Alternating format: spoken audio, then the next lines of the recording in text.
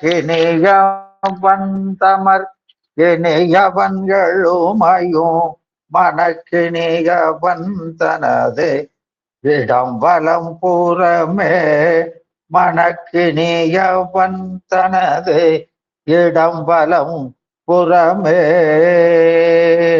ஏ ஒளியான திருமேனி உமிழான மிகமேவும் கழியார வரும் ஆனை களல் நாடு மறவாமல் அழியாழு மலர் தூவும் அழியாழு மலர் தூவும் அடியார்கள் உளமான அழியாடும் மலர் தூவும் அடியார்கள் உளமான வெளியாகும் வலிதாய வினை கூட நினையாவே வெளியாகும் வலிதாய வினை கூட நினையாவே வினை கூட நினையாவே பண்டை மறைவன்றற்ற பசுந்தேன் ஞானம் பறிந்து ஒழுக சிவகந்தம் பறந்து நார கண்ட இதய கமல முகைகள் எல்லாம் கண்திறப்ப காசினி மேல் வந்த அருட்கதிரோன் விண்ட மலர் பொழில் புடை சூழ் வெண்ணை மேபுமை கண்ட தேவன் மிகு சைவநாதன் குண்டரிக மலர்தாழச் சிரத்தே வாழும் பொற்பாதம் எப்போதும் போற்று செய்வாம் மைகண்ட தேவன் பொற்பாதம் எப்போதும் போற்றல் செய்வாம் சுந்தர மாலையன் வாழ்வும் ஐந்தாரில் சொற்க வைப்பும் இந்திர ஞாலம் கணாயனக் கண்டு உன் இணையடிக்கே அந்தமில் காதல் உற்று ஆராத இன்பத்து அமர்ந்திருக்கச் சந்தருள் கோமுக்கி முக்கி பஞ்சாக்கர சத்குருவே கோமுக்கி முக்கி பஞ்சாக்கர சத்குருவே கோமுக்கி முக்கி பஞ்சாக்கர சத்குருவே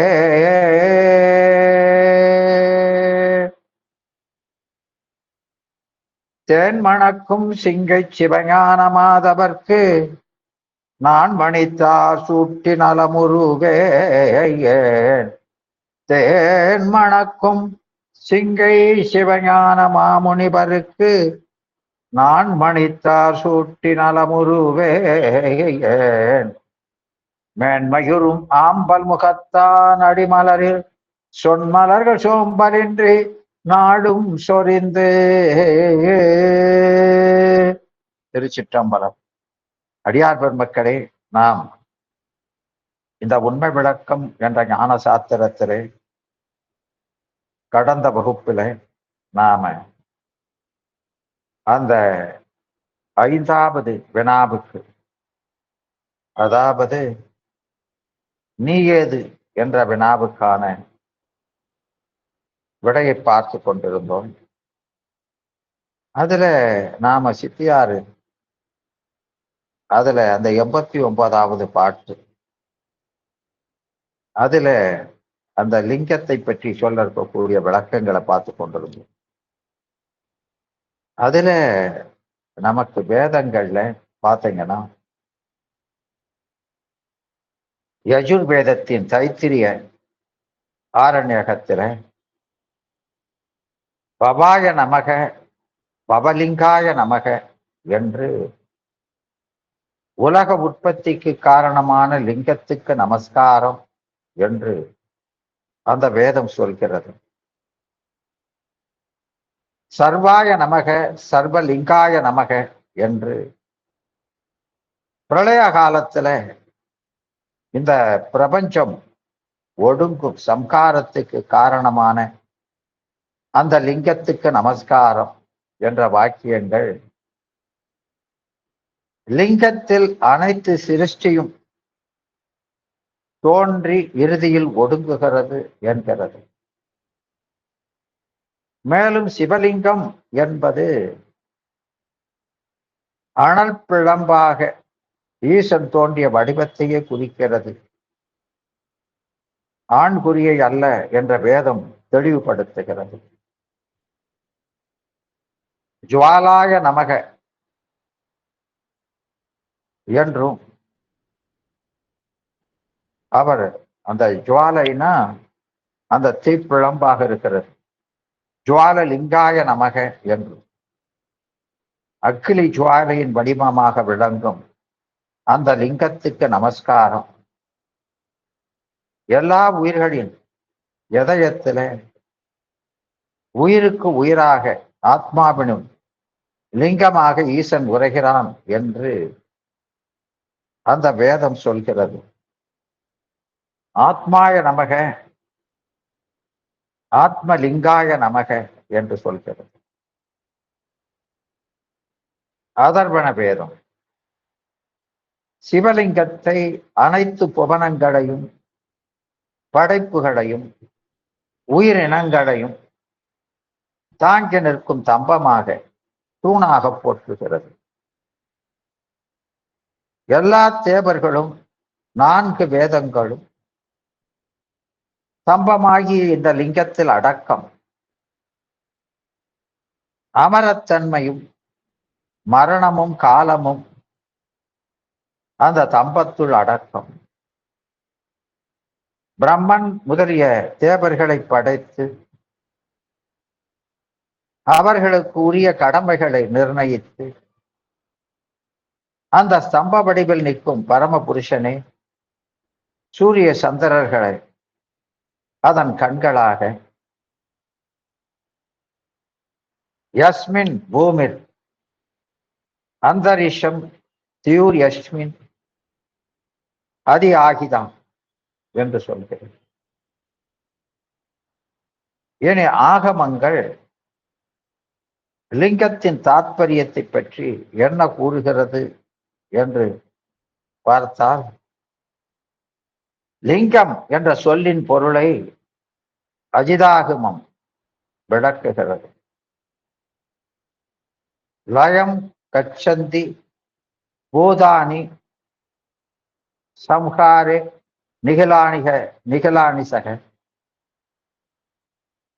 நிற்கச்சந்தி யசஸ்ஸாபி லிங்கோதிஸ் தனகேதுனா என்று. பிரளய காலத்தில் அனைத்து உயிர்களும் அதனிடம் லயம் அடைந்து, அதாவது ஒடுங்கி, சிருஷ்டியினுடைய தொடக்கத்தில் அதனின்று தோன்றுவதால் அது லிங்கம். அதை நாம 1ஆம் நூற்பாவில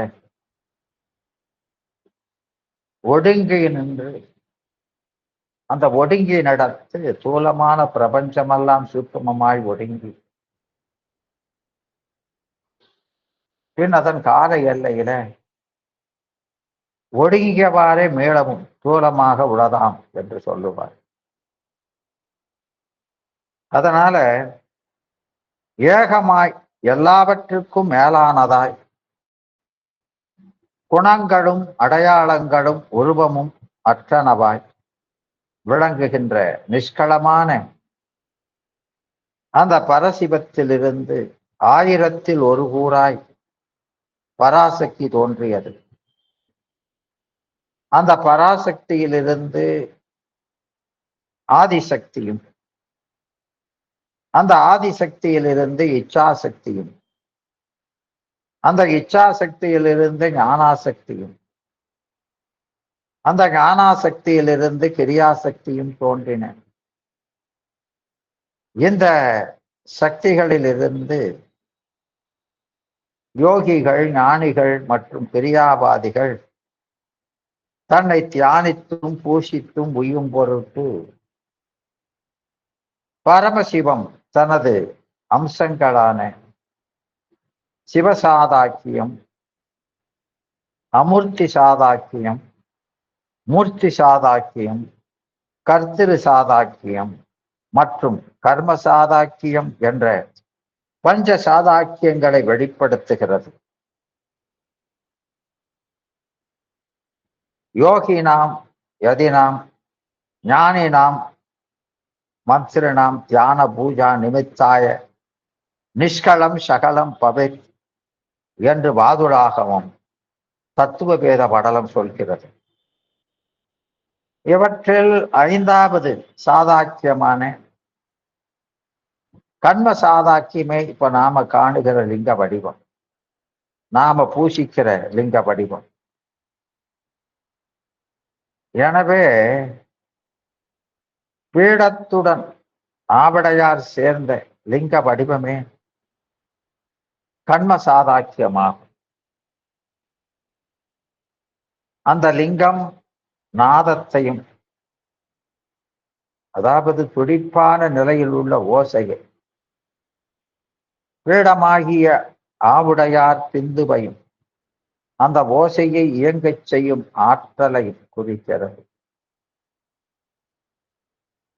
நாதமும் பிந்துவும் சேர்ந்த வடிவே லிங்கம் எனப்படும். லிங்கம் சிவத்தின் சொரூபம், ஆவுடையார் சக்தியின் சொரூபம். லிங்கத்திலிருந்தே அனைத்து தாவர சங்கம சிருஷ்டிகளும் தோன்றின. இந்த லிங்க வடிவத்தில் இருந்து கொண்டுதான் பரமேஸ்வரன் சிருஷ்டி திதி மற்றும் சங்காரம் செய்கிறார் என்று வாதுள ஆகமும் தத்துவ பேத படலம் சொல்கிறது. பரமசிவன் படைத்தல், காத்தல், அழித்தல், மறைத்தல் மற்றும் அருளல் என்னும் பஞ்சகிருத்தியங்களை புரிவதற்கு லிங்க வடிவத்தை எடுத்து உள்ளான். ஏவம் லிங்கம் து கர்மேசம் ஜாதி சகல நிஷ்களம் என்று வாதுளாகமம் சொல்கிறது. லிங்கம் ஈசனின் அருவுருவ சகல நிற்கட நிலையை உணர்த்தும். அது எப்படி ஒரே சமயத்தில் அருவம் மற்றும் உருவ நிலையை ஒரே வடிவம் உணர்த்தும் என்ற கேள்வி எழும். அத நாம சிவஞான சித்தியாரின் அருவமோ ரூபமோ ஆனதோ அன்று நின்ற உருவமோ உரைக்கும் கர்த்தா வடிவு எனக்கு உணர்த்தி இங்கு எண்ணில் அருவமும் ரூபம் ஆனதும் அன்றி நின்ற உருவமும் மூன்று சொன்ன ஒருவனுக்கு உள்ளவாமே என்று அதுல சொல்லும். எனவே இங்க லிங்கத்துக்கு மற்ற தெய்வ வடிவங்களைப் போல முகம், கை, கால் போன்ற உறுப்புகள் கிடையாது. அதாவது குறிப்பிட்ட ஒரு உருவம் கிடையாது. ஆதலால் அது அருவம் எனப்படும். அதே சமயத்தில் உடலோ உறுப்புகளோ இல்லாமல் இருந்தாலும் கூட லிங்கத்துக்கு ஒரு குறிப்பிட்ட வடிவம் உண்டு. அந்த வடிவம் வட்டமான நீண்ட வடிவம் நம் கண்ணுக்கு புலப்படுகிறது. ஆதலால் அந்த லிங்கத்துக்கு உருவம் உண்டு. இந்த காரணத்தால் தான் லிங்கம் அருவம் பிளஸ் உருவம், அருவுருவ சகல நிற்கல நிலையை குறிக்கும் என்ற ஆகமங்கள் உரைக்கின்றன.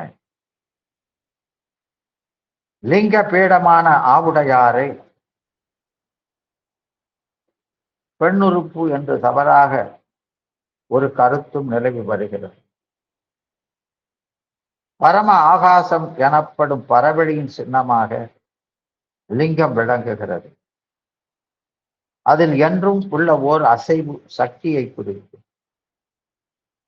அந்த அசைவு லிங்கத்தில் என்றும் உள்ளது என்பதை சித்தரிக்கவே சக்தியின் சொரூபமான ஆவுடையார் லிங்கத்தை சுற்றி கீழ் அடங்கின நிலையில அமைந்துள்ளது. மேலும் உயிர்களின் மலத்தை நீக்கும் பொருட்டு அசைவை குறிக்கும் சக்தியாகிய திருவருள் சிவமாகிய லிங்கத்தை சுற்றி கொண்டிருக்கிறது. ஆவுடையாரின் நீண்டிருக்கும் பகுதியான கோமுகி உயிர்களை நோக்கி இருக்கும் திருவருளை குறிக்கும். அந்தர்யாகம் எனப்படுகின்ற அகப்பூசையில் நாத அல்லது ஒளி வடிவமான லிங்கத்தை ஒளி வடிவான சோதி சொரூபமாக தமது இதயத்தின் நடுவே ஓர் எட்டிதழ் தாமரையின் மேல் வீற்றிருப்பதாக பாவித்து பூசிக்க வேண்டும் என்று ஆகமங்கள் விதிக்கின்றன. ஆக ஆகமங்களும் லிங்கம் இறைவனின் சோதி சொரூபமே அன்றி ஆண்குறி அல்ல என்பதை அறுதியிட்டு கூறுகின்றன. மேலும் ஆகமங்களும் சிற்ப சாஸ்திரங்களும் லிங்கத்துக்கு 3 பாகங்கள் உள்ளதாக தெரிவிக்கின்றன. லிங்கத்தின் அடிப்பகுதியாகிய பிரம்ம பாகம் நபும்சக அதிலிங்கமாகவும், நடுப்பகுதியான விஷ்ணு பாகம் ஸ்திரீலிங்கமாகவும், மேற்பகுதியான உத்தரபாகம் அது ஆண் லிங்கமாகவும் விளங்குகிறது. அவன் அவள் அது என்று பிரபஞ்சத்தில் தோன்றுகின்றன. உயிருள்ள உயர்தினை ஆண் பெண்களும் அகிரிணை பொருள்களும் யாவும் தன்னிடத்தை தோன்றி ஒடுங்குகின்றன என்பதை இது உணர்த்துகிறது. இப்படி அனைத்து பாலினத்தையும் தன் பாகமாக கொண்டு பாலிடம் கடந்து நிற்கின்ற லிங்கம் அது எப்படி ஆண்குறியாகும்? மகாபாரதம் அனைத்து சிருஷ்டிக்கும் ஆகாரமாக விளங்குவது ஈசனின் லிங்க வடிவமே என்கிறது.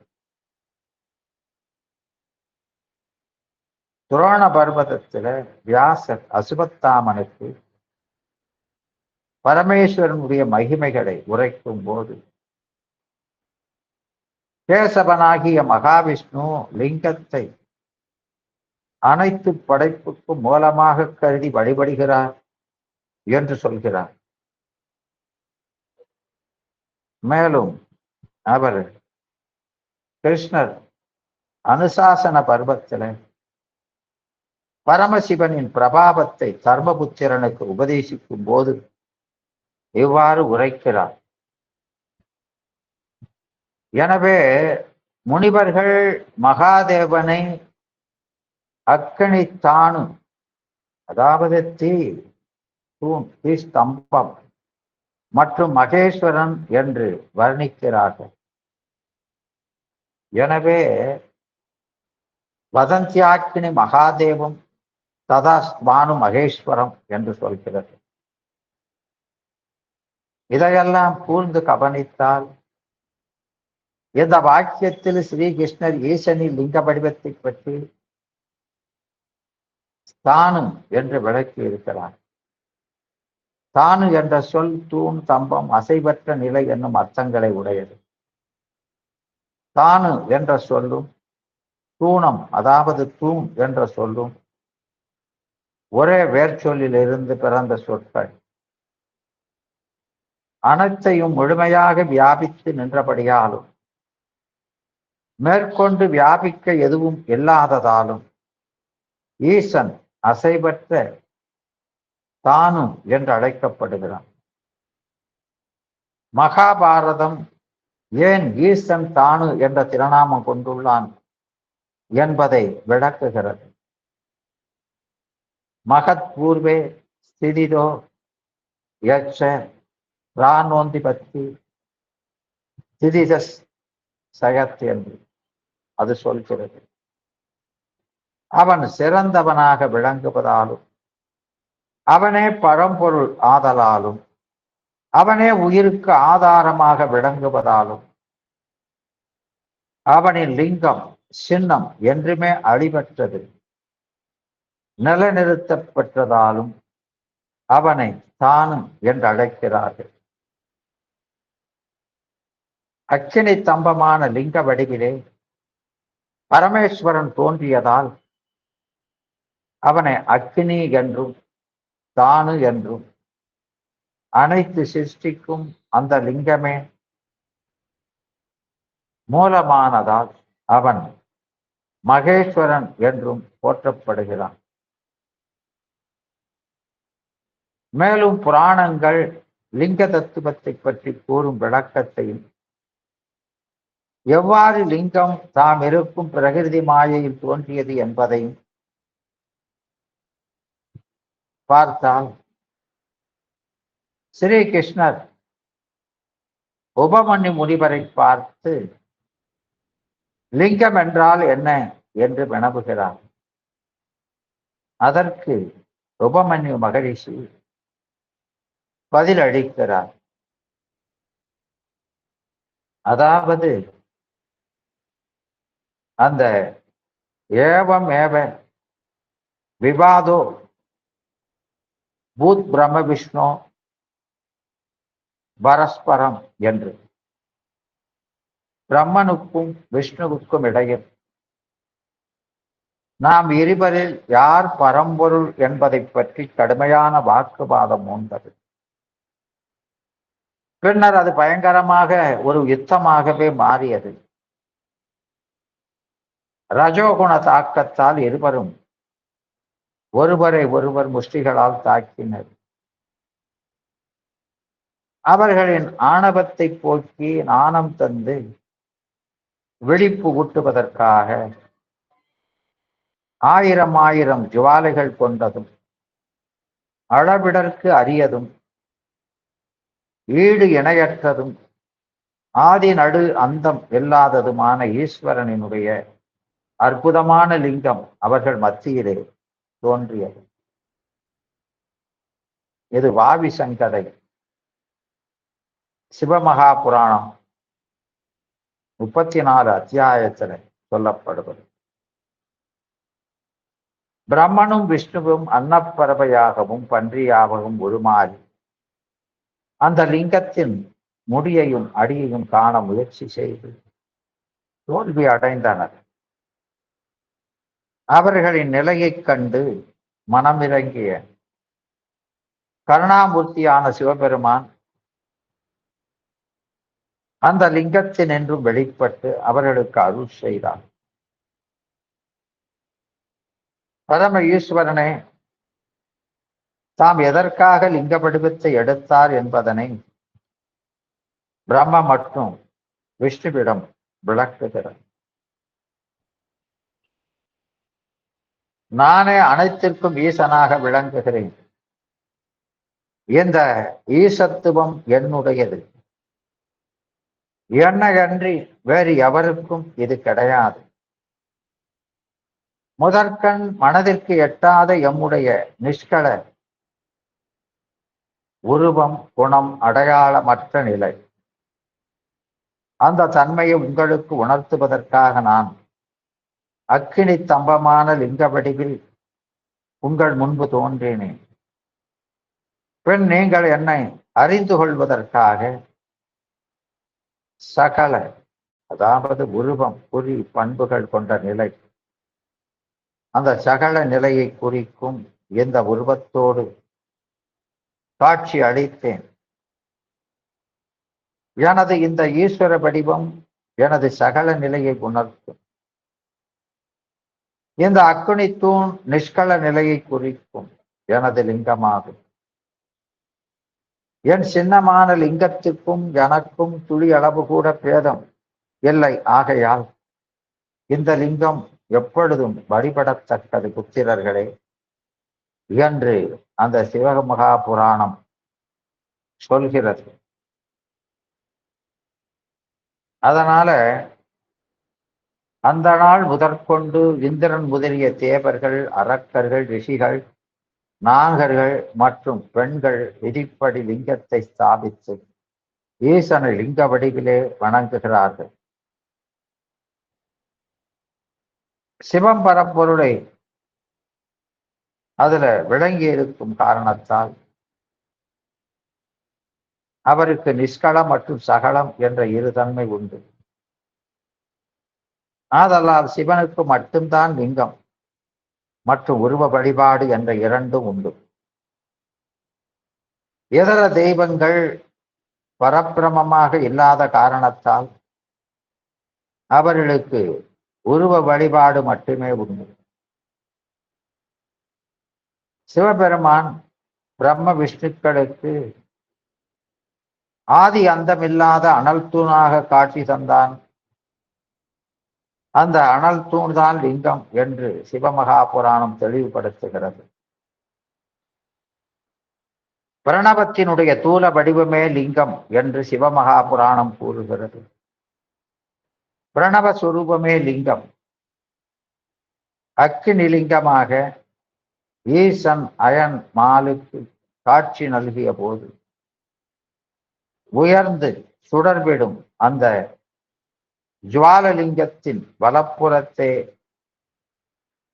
அகாரம், இடப்புறத்தே உகாரம், நடுவிலே மகாரமும், அதன் சிரத்தின் மேலே அர்த்த மாத்திரையான நாதமும் பொருந்திக் கொண்டன.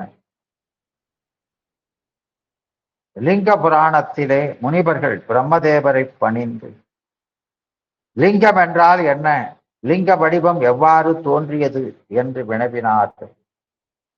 அதற்கு பிரம்மன் கூறினார், பிரளய சமுத்திரத்தின் நடுவிலே நானும் விஷ்ணுவும் ரஜோகுணத்தால் உந்தப்பட்டு கடும் போரில் ஈடுபட்டிருந்தோம்.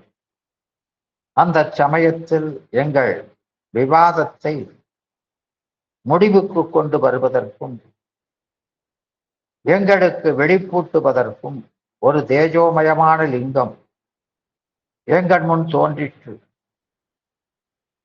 அந்த அவ்வியக்தமே தோன்றி வெளிப்படாத நிலை அந்த லிங்கம் என்று அழைக்கப்படும். அதுவே முக்குளங்களுக்கும் மூலம். அதிலிருந்தே இந்த பிரபஞ்சம் தோன்றி பின் அதிலே ஒடுங்குகிறது. அதற்கு முதலும் முடிவும் கிடையாது.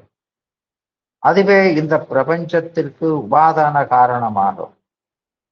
அதுவே ஆகாயத்திற்கு ஒப்பான விரிவுடைய மாயையாகிய மூலப்பிரகிருதி பிரபஞ்சத்தின் அனைத்து தாவர சங்கம உயிரினங்களும் அதனிடமிருந்தே தோன்றுகின்றன. சதாசிவன், மகேஸ்வரன், ருத்ரன், விஷ்ணு, பிரம்மன், பூதங்கள் மற்றும் இந்திரியங்கள் முதலிய அனைத்தும் இந்த லிங்கத்திலிருந்தே சிவாக்கியாலை தோன்றி லிங்கத்திலேயே ஒடுங்குகின்றன. சிவமகாபுராணம் லிங்கம் என்பதே சிவனின் திருமேனி என்று தெள்ளத் தெளிவாக உரைக்கிறது. லிங்கம் சிவசக்திகளால் அதிர்ப்பிக்கப்பட்டிருப்பதால் அது அவர்களின் திருமேனியாகும். ஸ்காந்த புராணமும் சிவனின் அனல் தூண் வடிவம்தான் லிங்கம் என்று சொல்கிறது. பிரம்மனுக்கும் விஷ்ணுவுக்கு நடந்த யுத்தத்தினால் உலகத்தில் ஏற்பட்ட உபத்திரவத்தை நீக்குவதற்கு சிவபிரான் சோதிலிங்க வடிவத்திலே மாசி மாத சதுர்த்தி திதியிலே தோன்றினார். மேலும் கூர்ம புராணம், தேவி பாகவதம், பவிஷ்ய புராணம் முதலிய புராணங்களிலே மிக்க வளமையானதாக ஆராய்ச்சியாளர்களால் கருதப்படுகின்ற வாயு புராணம் இவை அனைத்தும் சிவலிங்கம் என்பது பிரம்ம விஷ்ணுகளுக்கு காட்சி தந்த அக்கினி தம்பத்தின் சொரூபமே அன்றி அது ஆண்குறி அல்ல என்று அறுதியிட்டு கூறுகின்றன. ஆதலால் மேற்கண்டபடி வேதங்கள், ஆகமங்கள், சிற்ப சாஸ்திரங்கள் மற்றும் புராணங்கள் இவைகளை கூர்ந்து ஆராய்ந்தால் சிவலிங்கமானது அது அக்கினி தம்பம் என்பது புலப்படும். பிரம்ம பாகத்தில் பிரம்ம சக்திக்கும், விஷ்ணு பாகத்தில் விஷ்ணு சக்திக்கும், ருத்ர பாகத்தில் ருத்ர சக்திக்கும் அதிஷ்டானமாகும். கல்பபத்திரம் மகேஸ்வரனை சக்திக்கும் மகேஸ்வரிக்கும் அதிஷ்டானமாகும். கீழ்ப்பிடம் பிரம்மா, நடுக்கண்டம் விஷ்ணு, மேற்கு பீடம் ருத்ரன், அந்த கல்பபத்திரம் மகேஸ்வரன், போஜாங்கம் விந்துநாதமாகிய கூட்டுறவான சதாசிவம். அந்த லிங்கத்தினுடைய தண்டு பகுதியில் ருத்ர, விஷ்ணு, பிரம்ம பாகங்களும் அந்த லிங்கத்தின் பாகமான சக்தி பாகம் அது அந்த லிங்கத்தின் வானத்தை குறிக்கும். ஆவிடை பூமியை குறிக்கும். விண்ணுக்கும் மண்ணுக்குமாக சிவபெருமான் எழுந்தருளியதை இது குறிக்கின்றது. மற்றொரு கருத்தின்படி அந்த ஆவிடை குண்டத்தை குறிக்கும். அதில் எரியும் நெருப்பு லிங்கமாகும். இது காரணமாகவே சிவன் செந்தழல் வண்ணன் என்று அழைக்கப்படுகிறார். அந்த குண்டம் போன்ற ஆவிடை உருவத்தையும் தீத்தழல் போன்ற ருத்திரபாகம் அருவுருவத்தையும், அப்போ ஆவிடை உருவத்தையும் தீத்தழல் அருவுருவத்தையும் குறிக்கிறது. இதுவே அருவுருவமாகிய சிவனின் சொரூபம் என கூறுகின்றனர். மற்றொரு கருத்தின்படி லிங்கம் ஆண் வடிவம் பெண் வடிவம் என்ற இரு வடிவங்கள் இணைந்தது. லிங்கத்தின் தண்டு போன்ற தோற்றத்துடன் இருப்பது ஆண் வடிவமாகும். ஆவுடையார் பெண் பாகத்தினுள் இந்த ஆண் வடிவம் வைக்கப்பட்டுள்ளது. அதனால 3 பாகங்கள், இதில் ஆண் வடிவம் ருத்ரபாகம், விஷ்ணு பாகம், பிரம்மபாகம் என்று 3ஆக பிரிக்கப்படுகிறது. ருத்ரபாகம் என்பது லிங்க வடிவின் மேல் பாகம். நடுவில் உள்ளது விஷ்ணு பாகமாக விளங்குகிறது. அடிப்பகுதியாக இருப்பது பிரம்மபாகம். ஆவுடையாருடன் இருக்கும் லிங்கத்தில் ருத்ரபாகம் மட்டுமே கண்களுக்கு தெரியும் வண்ணம் இருக்கும். இந்த ருத்ரபாகத்துக்கு மட்டுமே பூஜைகள் நடைபெறுகின்றன. இந்த ருத்ரபாகன் மீது படும் அப்படிதான் அந்த தாரா பாத்திரமும் அமைக்கப்பட்டிருக்கிறது. வெப்பம் குறைவான காலங்களிலே நாகாபரணம் சூட்டப்படுகிறது. விஷ்ணுபாகம் ஆவுடையாருடன் பொருந்தி இருக்கும். இறுதியான பிரம்மபாகம் முழுவதும் பூமியிலே புதைக்கப்பட்டிருக்கும். ஆவுடையார் என்று அழைக்கப்படும் பாகமானது பெண் வடிவமாகும். இதற்கு சக்தி பாகம் என்பார்கள். ஆக இப்படி இந்த லிங்க வடிவம் என்பது அமைந்திருக்கிறது என்று நமக்கு வேத ஆகமங்கள் கூறுகின்றன.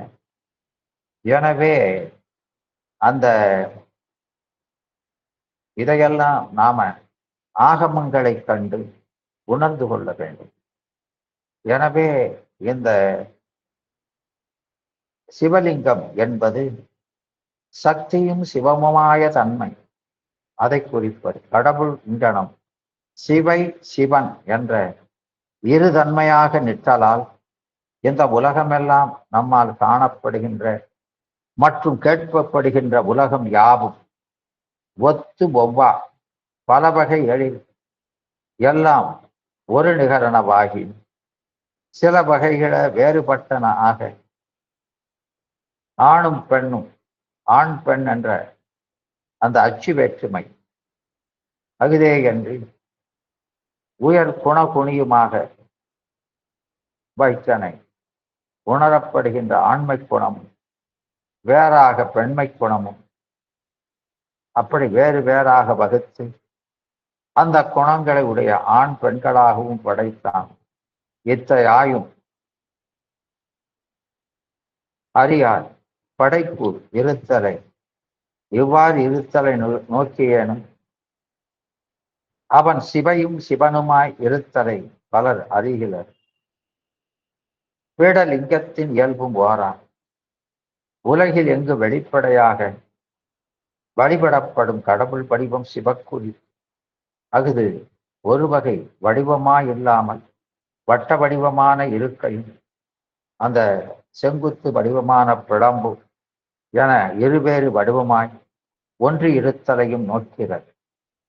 இதையெல்லாம் தத்துவங்களின் அடிப்படையில் வந்ததாக அங்கே சொல்லப்படுகிறது. அதனால இங்க அந்த உலகம் என்பது எப்படி ஆயிற்று என்பதை குறிக்கிறது. அது மட்டுமல்லாமல் இந்த லிங்கத்திலே நிலம், நீர், தீ, காற்று, வானம் முதலியனவு.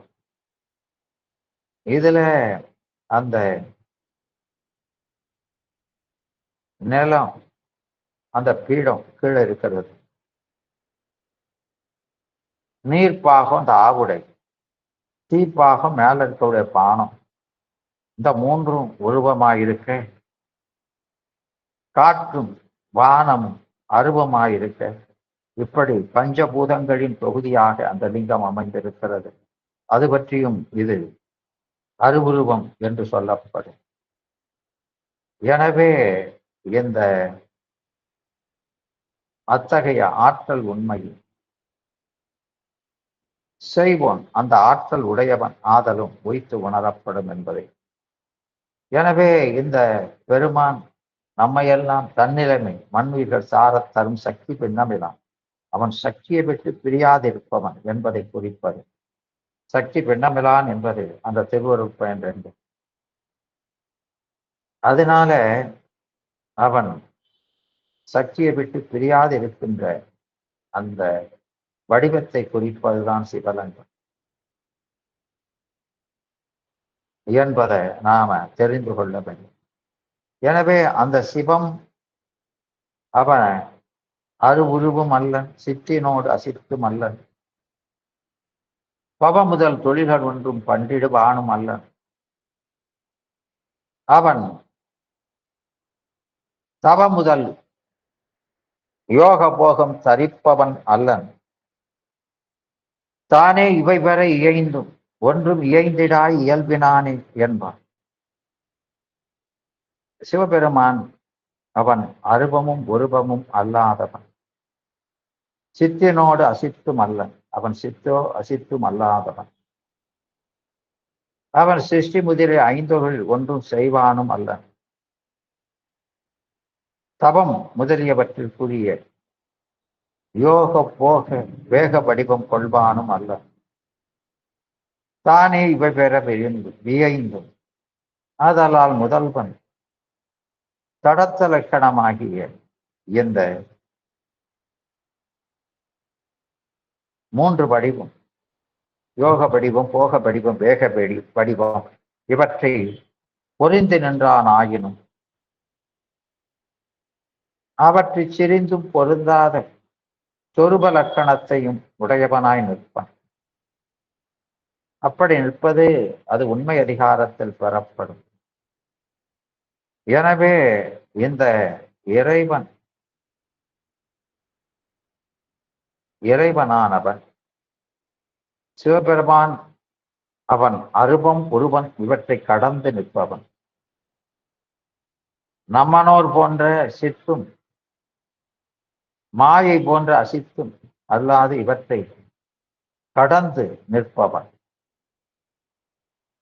அவன் சிருஷ்டி முதலிய ஐந்தொழில் ஒன்றும் செய்வான் அல்லன். அந்த ஐந்தொழிலை கடந்து நிற்பவன். அதான் தானே நிலவு சீர் அமலனாகி நின்றனும் என்று அத சித்தியாறு 91வது பாட்டு சொல்லும். தவம் முதலியவற்றுக்குரிய யோக போக வடிவம் கொள்வானும் அல்ல. அவனுக்கு அவையெல்லாம் வேண்டப்படுவதில்லை.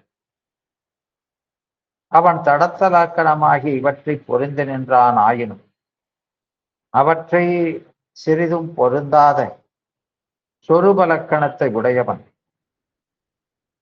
அவனது சொரூப லட்சணம் அது உண்மை அதிகாரத்துல சொல்லப்பெறுவது. அவன் சிவசத்தாக நிற்பவன், சித்தி சத்தாக நிற்பவன். அதனால அந்த விஸ்வரூபி என்ற முறையால் அவன் அறிவு உடையனவும் அறிவு இல்லனவும் ஆகிய இருவகை உலகங்களை தனக்கு உடம்பாக கொண்டு அவற்றை இயக்குதலும் இல்லை. அவ முதல் தொழில்கள் ஒன்றும் பண்ணிடுவானும் அல்லன். படைத்தல் முதலாக சொல்லப்பட்ட தொழில்களில் ஒன்றையும் அவன் செய்தலும் இல்லை. தவ முதல் யோக போகம் தரிப்பவன் அல்லன். வீடு பேற்றிற்கு வாயிலாகிய தவம் எனப்படும் அந்த துறவு வடிவம், உலக இன்பத்திற்கு வாயிலாகிய அந்த மணவாட வடிவம் இவற்றுள் எந்த ஒன்றையும் அவன் கொள்ளுவதும் இல்லை. இவை பெற இயைந்தும் ஒன்றும் இயைந்திடாய் இயல்பினான். உயிர்கள் அந்த தலைகளோடு தொடர்ந்து நிற்கும் அந்த பொது நிலையிலே அவன் இவை எல்லாவற்றையும் உடையனாயிருந்தும் தனித்து நிற்கும் தன்மையில் இவைகளில் ஒன்றோடும் இயல்பு இலனாகவே நிற்பன். இதனைக் கொண்டே கரையணி வேல் இவர் போலும் கரையணி வேல் இலர் போலும் எனத் தொடர்ந்து திருப்பதிகம். அது ஞானசம்பந்தருடைய பாட்டு. கரையணி வேல் இலர் போலும் காபாலம் தரித்திலர் போலும்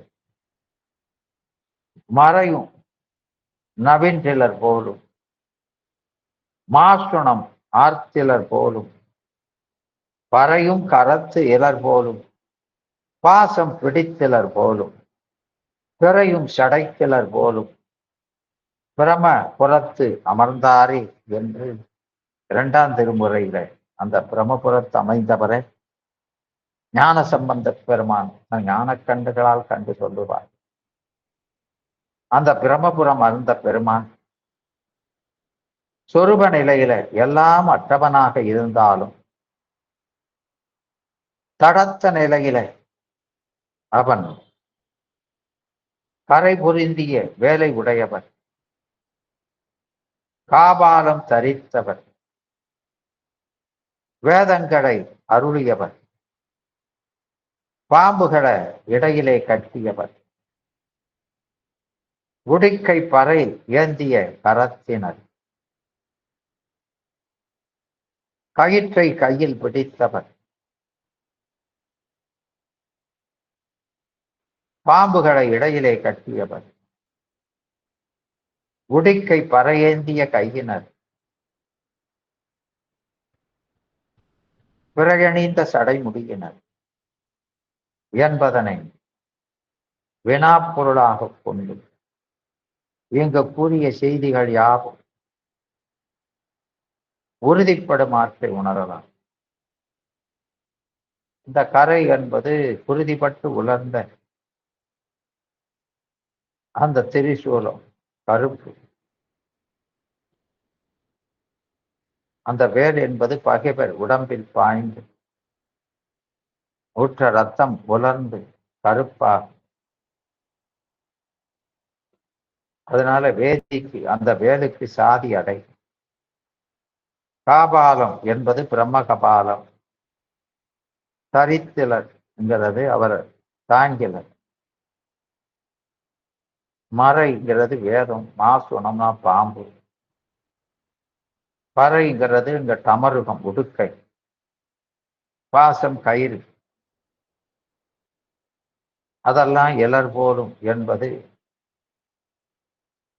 அங்க ஏற்றுப்பாட்டில அண்ணல் செய்யாதன எல்லாம் அறிந்து வகை வகையாலே நவின்றன என்ற கருத்துக்கு ஏற்றவாறு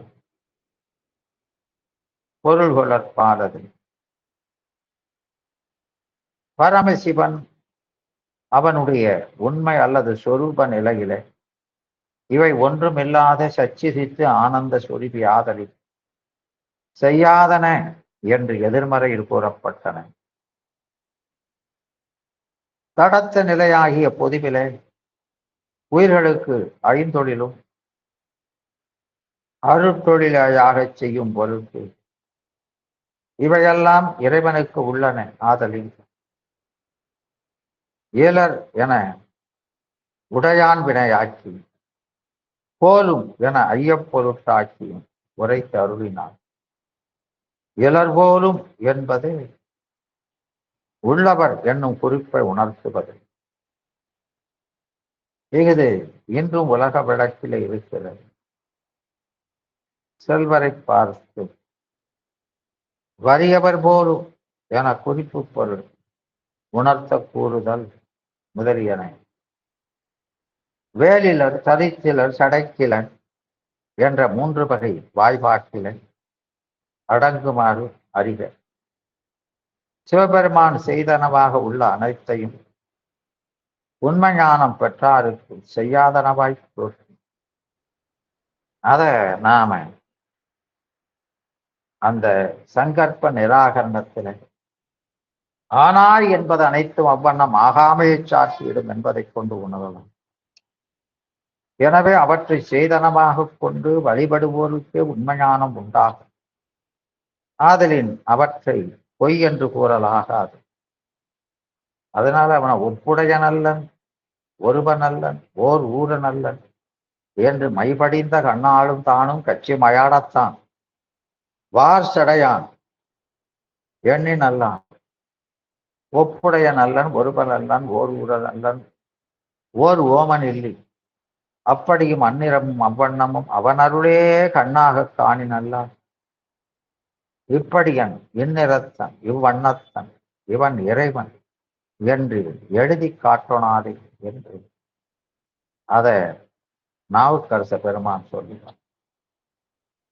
இப்படி அந்த ஒரு நாமம் ஓர் உருவம் ஒன்றுமில்லாருக்கு 1000 திருநாமம் பாடினான் தெல்லேனம் கொட்டாமோ என்று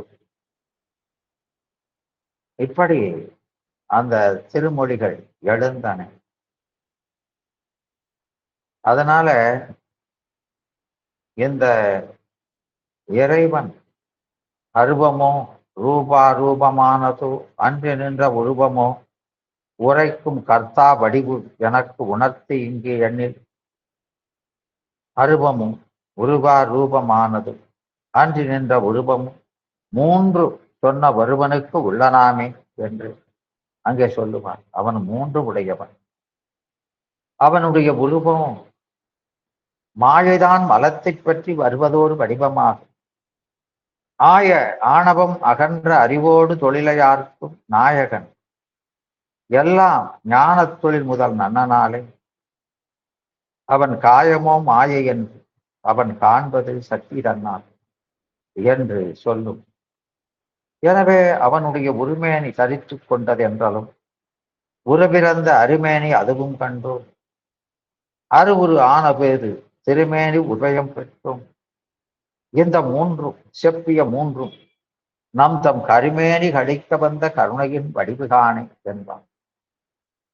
அது மட்டுமல்லாமல் அத்துவா மூர்த்தியாகி அறைகுவது எண்ண எண்ணில் நித்தனாய் நிறந்து அவற்றை நீங்கிடான் இளமையாலும் சித்துடன் அசித்துக்கு எல்லாம் சேட்டிதன் ஆதலாலும் வைத்ததான் அத்துவாவும் வடிவு என மறைகளெல்லாம் என்று இந்த அத்துவா மூர்த்தியாகவும் அவன் சொல்லப்படி. ஏன்னா இதையெல்லாம் அவனுக்கு கருவியாக கொண்டு அதுல நிறைந்து நின்று செலுத்துவதனால மந்திரம் அத்துபாவின் மிகுத்து ஒரு வடிவமாக தந்தது என் அரணுக்கு எண்ணில் மந்திரம் வடிவமாக சொல்றோம் என்று இந்த மந்திரத்துல பஞ்ச மந்திர வடிவம் அதாக என்றெல்லாம் இங்கே அவனுக்கு சொல்லப்படுகிறது.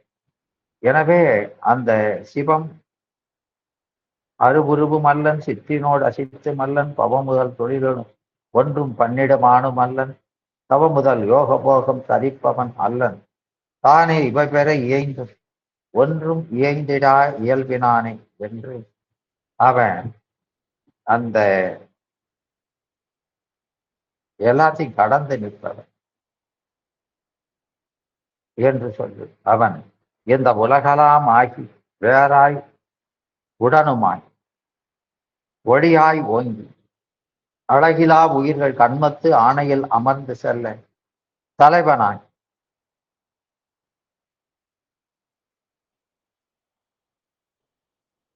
இவற்றின் தன்மை தனக்கு எய்தலின் தானே நிலவி சீர் அமலனாகி நின்றனன் நீங்காது என்பது என்று அருள்நந்தி சொல்லுவார். அப்போ அவன் உலகலாம் ஆகி வேறாய் உடனுமாய் அவன் அத்விதமாய் நிற்பதை அப்படி கலந்து நிற்கும் பொழுது ஒளியாய் சக்தியாய் சக்தி வடிவமாக சொல்லப்படுவான். அது ஓங்கு ஒளி முதல் கூறு. அழகிலா உயிர்கள் கண்மத்து ஆணையில் அமர்ந்து செல்ல அவன் கண்மத்து ஆணையின் அமர்ந்து செல்ல அவரவர் செய்த கண்மத்துக்கு தகுந்தபடி அவர்களுக்கு தனிதுகராதிகளை மாயை என்று படைத்து கொடுப்பான். தலைவனாய் இந்த உயிர்களுக்கு மீள மீள பிறப்பை கொடுக்கின்ற படியாகி நிற்பான். இவற்றின் தன்மையும் தனக்கு எய்தலின்றி நிலவு சீர் அமலனாகி நின்றனன் நீங்காது இயங்கும் அவன் இந்த சக்திகளோடு தாதான்மியமாய் நிற்பதோடு அவன் இவற்றையெல்லாம் கடந்த சிவமாகவும் நிற்பான் என்று சொல்லுவான். எனவே இங்க அவன் உலகலாம் ஆகி வேறாய் உடனுமாய் என்று இந்த உலகோடும் உயிர்களோடும் அவன் அத்திவிதமாய் கலந்து நிற்பவன் என்று அவன் கலந்து நிற்கின்ற விதத்தை அங்க சொல்கிறார். அந்த கலந்து நிற்கின்ற அந்த விதமானது அது அந்த அத்திவிதத்தை பற்றி நூல்கள் பலவிதமாக சொல்கின்றன. நம்ம பாரத தேசத்தில் சமயங்கள் பல உள்ளன. பாரத நாட்டிலே தோன்றின பல சமயங்கள், வெளிநாட்டிலே தோன்றி பாரத நாட்டில் புகுந்தன சில சமயங்கள். பாரத நாட்டில தோன்றியனவும் வெளிநாட்டில் பரவின. பாரத நாட்டில் தோன்றிய சமயங்களை வைதீகம் அவைதீகம் என்று இரண்டு பிரிவாக பிரிக்கலாம். வைதீக சமயங்களையும் கடவுள் உண்மையை உடன்படுவன அதனை உடன்படாதன என்று அதையும் ரெண்டா பிரிக்கலாம். ஏன்னா வேத ஆகமங்களை ஒத்துக்கடுறதுங்கிறது வேறு, கடவுளை ஒத்துக்கிறதுங்கிறது வேறு. அப்படியும் இருக்கின்றன. கடவுள் உண்மையை உடன்படும் சமயங்களையும் பிரம்மம் விஷ்ணு அல்லது சிவம் என்னும் ஒரு பொருள் மட்டுமே உண்டு என கூறும் சமயம், பிரம்மம் சிவம் அல்லது விஷ்ணு என்னும் ஒரு பொருள் உண்டு, இதனுடன் உயிர்கள் உள்ளன, உலகம் உள்ளது என பல பொருள் உண்டு என கூறும் சமயங்கள் என்று இரண்டு வகையாக பிரித்தனர். இந்த இருவகை பிரிவுகளும் வேதத்தின் அந்தமாகிய உபநிடதங்களையே பிரமாணமாக கொள்கின்றன. உபநிடதங்களிலே ஏகம் எனவும் அத்திவிதம் எனவும் ஏகம் அத்திவிதம் எனவும் தத்துவமசி எனவும் சில சொற்கள் தொடர்கள் வழங்கப்பட்டுள்ளன. ஏகோபை ருத்திரன் அத்வீதியஸ்து ஏகம் ஏவம் அத்திவீதியம் பிரமம் தத்துவமசி என்றெல்லாம் கூறப்பட்டிருக்கின்றன. இவற்றுக்கு பொருள் காண்பதில்தான் கடவுள் உண்மையை உடன்படும் சமயங்களுக்கிடையே வேறுபாடு காணப்படுகின்றது. இவற்றுள்ளும் குறிப்பாக அத்திவிதம் என்பதற்கு பொருள் காண்பதில்தான் வேறுபாடு மிகவும் காணப்படுகிறது. இதில் காணப்படும் வேறுபாடு மற்றவற்றின் பொருளை பாதிக்கிறது. அத்திவிதம் என்பதற்கு பொருள் காண்பதில் ஏற்பட்ட வேறுபாடு காரணமாகவே தத்துவ ஞானத்திலே கேவல அத்திவிதம், விசிஷ்ட அத்திவிதம், துவைதம் என்று மூன்று வகையான கோட்பாடுகள் உருவாகி கேவல அத்திவிதம் சொன்னவர் சங்கரர், விசிஷ்ட அத்திவிதம் சொன்னவர் ராமானுஜர், துவைதம் சொன்னவர் மத்துவன்.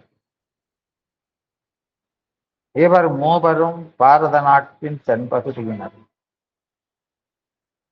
இந்த மூவரும் தத்துவஞான உலகிலே நன்கு அறியப்பட்டவர்கள். வெளிநாட்டிலிருந்து வந்தவர்கள் மிக பலர் இவர்களைப் பற்றியே, குறிப்பாக சங்கரரை பற்றியே அறிந்துள்ளனர். இந்த மூவரும் உபநிடதங்கள்,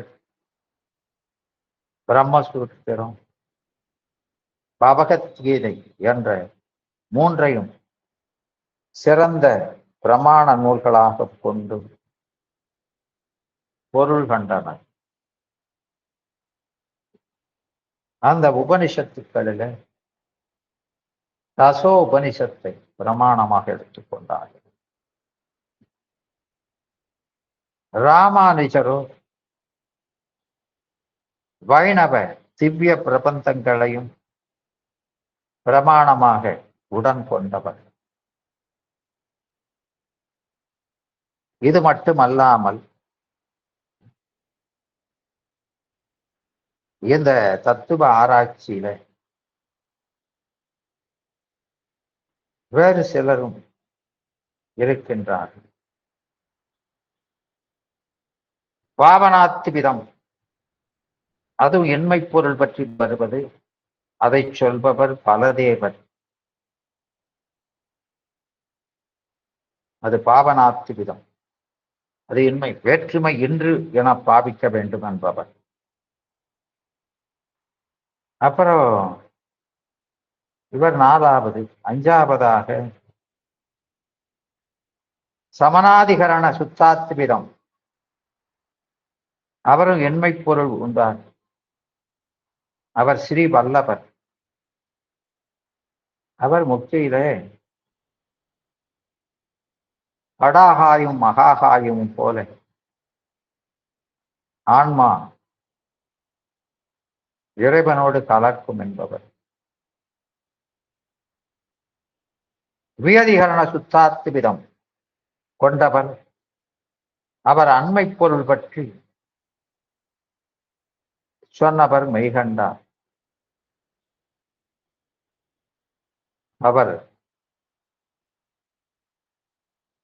நிரஞ்சனக பரமம் சாமிய முபைதி என்ற அந்த முண்டக உபனிஷத்து, வேதம் சாமியம், சாதுரிசியம்,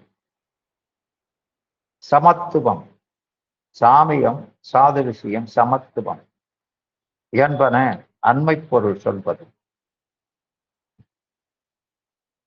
கேவலாத்திவிதம் சொன்னவர் சங்கரர். அவர் எண்மை பொருள் கொண்டார். அந்த வேத வாக்கியங்களுக்கு நத்வீதியம் பிரம்மம் என்ற அந்த வாக்கியத்துக்கு, அந்த ந துவிதம் என்பதற்கு எண்மை பொருள் கொண்டு பிரம்மம் மட்டுமே என்று சொன்னார். அந்த பிரமத்தின் தன்னினம் சீவன். எனவே அவையும் பிரம்மமே. இந்த சீவன் அசத்தியம், ஜஜாதீயம், சடங்கள், அது அசேதனம், அது பிற இனம். காணல் நீருக்கு காணல் உபாதானம் போல இதற்கு உபாதானம் பிரம்மம். ஆகலின் சடமும் பிரம்மமே. நீர் போல அவையும் அசத்தியம், அது விஜயாதீயம். இந்த வேற்றுமைகள் இல்லாத பொருள் பிரம்மம். ஜகத் சீவ பரமம், ஜகத் சீவ பரம் பிரம்மத்தில் பிரதிபாதகமாய் பிரதிபலித்தல், தோன்றி விளங்கி ஒடுங்கிடும். அந்த பரத்தில ஜகத்தும் ஜீவமும் பிரதிபலித்து அதிலேயே ஒடுங்கிடும் என்பது அந்த சங்கரர் கொள்கை. அவர் எண்மை பொருள் கொண்டார். எண்மையோ, இந்த எண்மை என்பது அத்தியந்தாபாவம், பிராகபாவம், பிரத்வம்சாபாவம், அந்யோன்ய பாவம், பிராகபாவம், பிரத்வம்சாபாவம், இப்படி எண்மை பல விதமா இருக்கிறது. 4 விதமா. அத்தியந்தாபாவம் என்பது முற்றுமென்மை, முக்காலத்திலும் மென்மை. பிராகபாவம் என்பது முன்னின்மை. பிரத்வம்சாபாவம்னா பின்னின்மை, அழிபாட்டின்மை. அந்யோன்யா பாவம் என்பது ஒன்றின் ஒன்று எண்மை என்று இப்படி 4. அதனால இந்த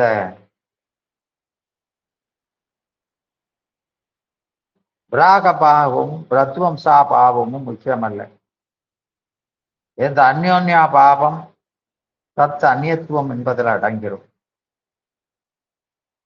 மீதம் உள்ளது அத்தியந்தா பாவம், அது அழிவாட்ட பாவம், அதுதான் அண்மை பொருள். இந்த அழிவாட்ட அமாவன் தான் அண்மை பொருள்.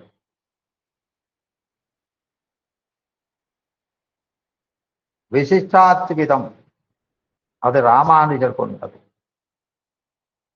அவர் எண்மை பொருள் கொண்டார். சங்கரர் எண்மை பொருள் கொண்டாராயினும் 2வது பொருள் இல்லை என்றார். இவர் ஜகத் ஜீவ பரம் என்று 3 உள்ளது என்று கொண்டாலும் அவை 2ஆக இல்லை என்று கொண்டார். அதெல்லாம் அந்த வசுதேவனுக்கு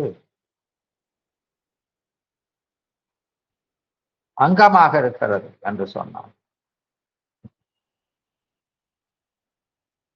அதனால அவன் ஒரு பொருளால் விசேடிக்கப்படுவது, அந்த விசேடத்துடன் கூடியது. சீவனாகிய தூல சித்தும் இந்த தூல சித்துக்கு விடயமாகும் தூல அசித்தும் வேதாதிகளால் அறியப்படும் தூக்கம சித்தும் அவன் அருள் திருமேனியாகிய தூக்கும அசித்தும் என 4 விசேடனங்கள். இந்த விசேடனத்தை நீக்கினால் பிரம்மம் ஒன்றே. அந்த விசிஷ்ட பிரம்மே உலகத்திற்கு முதல் காரணம்.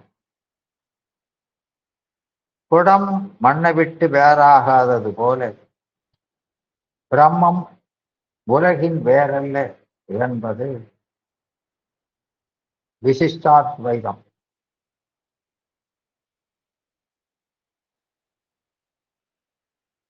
மத்துவாச்சாரியார் அது மறுதலை பொருள் கொண்டவர். 2 ஜகத் ஜீவ பரம் 3 உண்டு, ஆனால் 3 வேறு வேறானது. இந்த பரமும் ஜீவனும் வேறு, ஜீவனும் வேறு. பரமும் ஜகத்தும் வேறு, ஜகத்தும் ஜீவனும் வேறு. ஜகத்தும் வேறு என்று இப்படி எல்லாவற்றிலும் வேறுபாடு காண்பவர். அவர் மறுதலை பொருள் கொண்டு பொருள் சொன்னார். அப்போ வசுதேவனுக்கும் இந்த உலகு உயிர்களுக்கும் உள்ள சம்பந்தம் இருளும் வெடியும் போல இரண்டு மறுதலை பொருள் என்று கொண்டார். பலதேவர் பாவனாத்விதம் அவர் எண்மை பொருள் பற்றி வேற்றுமை இல்லாதது என்று பாவிக்க வேண்டும் என்று சொன்னார். ஸ்ரீ வல்லபர் சமனாதிகரண சுத்தாத்விதம் அவரும் எண்மை பொருள் கொண்டு அது ஆகாயம் கடாகாயம் அகாகாயம் போல கடாகாயம் போல ஜீவன் மகாகாயம் போல பிரம்மம் என்று சொல்பவர். வியதிகரண சுத்தாத்விதம் அது மெய்கண்டார் சொன்னது, அது அண்மை பொருள் பற்றி சொன்னார், அது சாது விஷயம் என்பது. எனவே வேதத்திலே கேவலாத்வைதம் விசிஷ்டாத்வைதம் என்ற அந்த பிரயோகங்கள் இல்லை. ஆனால் சுத்தாத்விதம் என்ற பிரயோகம் உண்டு. தலயாத் சுத்தாத்வைத சித்தி சுத்தாத்வைத பிரம்மாகம் சுத்தாத்வைதி சாட்சியா என்ற பிரயோகம் உண்டு. மண்டல பிராம உபநிஷத்திலே அது கூறப்பட்டிருக்கிறது. எனவே இந்த பேதவாதம் கொள்கின்ற மறுதலை பொருள் கொண்டுள்ள மத்துவாச்சாரியார் அந்த இரண்டின் மறுதலை அத்வைதம், இரண்டற்கு விரோதம் மறுதலை ஒன்று என்று சொல்லுவார். இவர்கள் அந்த வேத வாக்கியத்தில முக்கிய சுருதி கவுனம் என பேதம் கொண்டனர். மோகவகை வாக்கியமும் சமனாதரம் என கொள்ளவில்லை. இந்த வேதத்தில சொல்லக்கூடிய அந்த துவைதம் என்று அந்த சொல்ல மறுக்கக்கூடியது துவைதம் என்பதை அதற்கு பொருள் கொள்றதுல பலவிதமாக கொண்டார்கள். இந்த துவைதம் என்பது அந்த துவைதம் என்ற முன்னுக்கு முன்னால வரக்கூடியது இந்த என்பது. அந்த என்பது அந்த துவைதம் என்ற சொல்லை மறுப்பது, பின்னால வர்ற சொல்ல மறுக்கிறது. அப்படி அது மறுப்பது எத்தனை விதமா மறுக்கும் என்று சொன்னால் அது அந்த வடமொழி இலக்கண நூலுக்கு வியாகரணம் செய்த அந்த பதஞ்சலி சொல்லுவார். அதாவது இந்த நாங்கிறது 6 விதமா மறுக்கும் பாரு. ஆமா, இந்த திரை என்று சொல்லப்படுகின்ற வேதங்களிலே அதன் மகா வாக்கியம் அல்லது ஒரு வார்த்தை என்று சொல்லப்படும் அந்த சாரமானது ரிக்வேதத்துல பிரஞானம் பிரம்மம், அறிவுக்கு அறிவாய் நிற்றல், அது படற்கையில உயர்ந்த அனுபவ ஞானமேதான் பிரம்மம் என்ற தாத்பரியத்தில அந்த ரிக்வேதத்தில வரக்கூடிய ஐதரேய உபனிஷத்துல ஒரு மகா வாக்கியம் இருக்கிறது. யஜுர்வேதம் அகம் பிரம்மாஸ்மி என்று தன்மையில நான் பிரமமாக இருக்கிறேன் என்று அர்த்தமுள்ள ஒரு மகா வாக்கியத்தை அந்த யஜுர்வேதத்தை சேர்ந்த பிருகதாரண்ய உபசனத்தில் வருகிறது. அப்புறம் தத்துவம் அசி, அது நீ ஆகிறாய் என்பது முன்னிலையில உபதேசம். அது சாம வேதத்தில் நீயும் பரமாத்மாவும் ஒன்றுதான் என்று சிஷ்யனுக்கு குரு உபதேசிக்கிற ரூபத்தில் அந்த சாமவேதத்தை சார்ந்த சாந்தோக்கிய உபனிஷத்துல ஒரு மகா வாக்கியம் வருகிறது.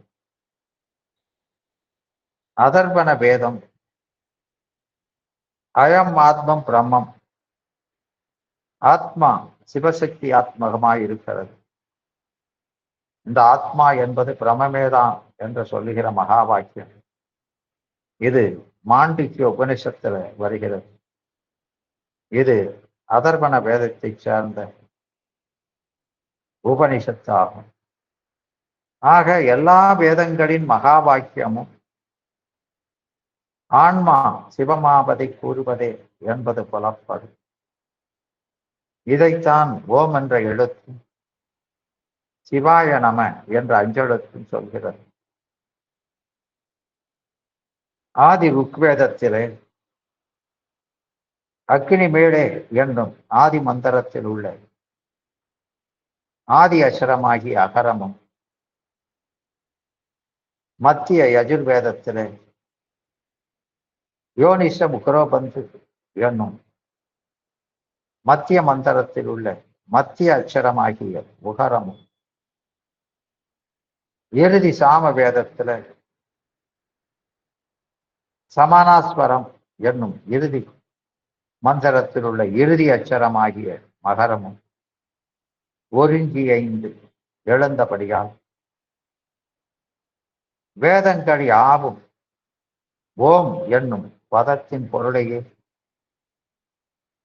விரிக்க எழுந்தனவாம். ஆதலால் சமஸ்த வேதங்களும் ஓம் என்ற பதத்திலே அமைவுரை. அந்த ஓம் எனும் மந்திரம் பிரணவா பின்ன பரப்பிரம சிவபெருமானிடத்திலே நிலையுறுதல் அங்கை நெல்லிக்கனியான். அதனால் அந்த பரம்பொருளை சர்வசப்த வாட்சியர் என்று வேத விற்பனர்கள் கூறுகின்றார்கள். சகல வேத சாரமான இரகசிய களஞ்சியமாய் உள்ள இந்த ஓம் என்று ஒரு மொழியை நம் பாவம் அனைத்தையும் சகிக்கின்ற பரசிவ நாமம் ஆதலின் பிரணவம் சிவபாசகம் என அர்த்த நிரயணம் செய்தனர் பெரியோர்கள். அதனால இந்த ந என்ற எழுத்து அந்த துவைதம் என்ற எழுத்துக்கு முன்னால வரக்கூடிய ந துவைதம் இன் பிளஸ் சா, அப்புறம் இத்து வருது துவை. அப்போ நிலை மொழியில உயிரெழுத்து இருக்குது, வருமொழியில மெய்யெழுத்து இருக்கிறது. அதனால அந்த எண் என்ற அந்த ஒற்று கெட்டு அத்வைதம் என்று அது புணரும். ஆமா, இது ந ஏகன் என்று வரும் பொழுது அப்போ இன் பிளஸ் ஆ பிளஸ் ஏகன், அப்போ உயிரும் சேராது.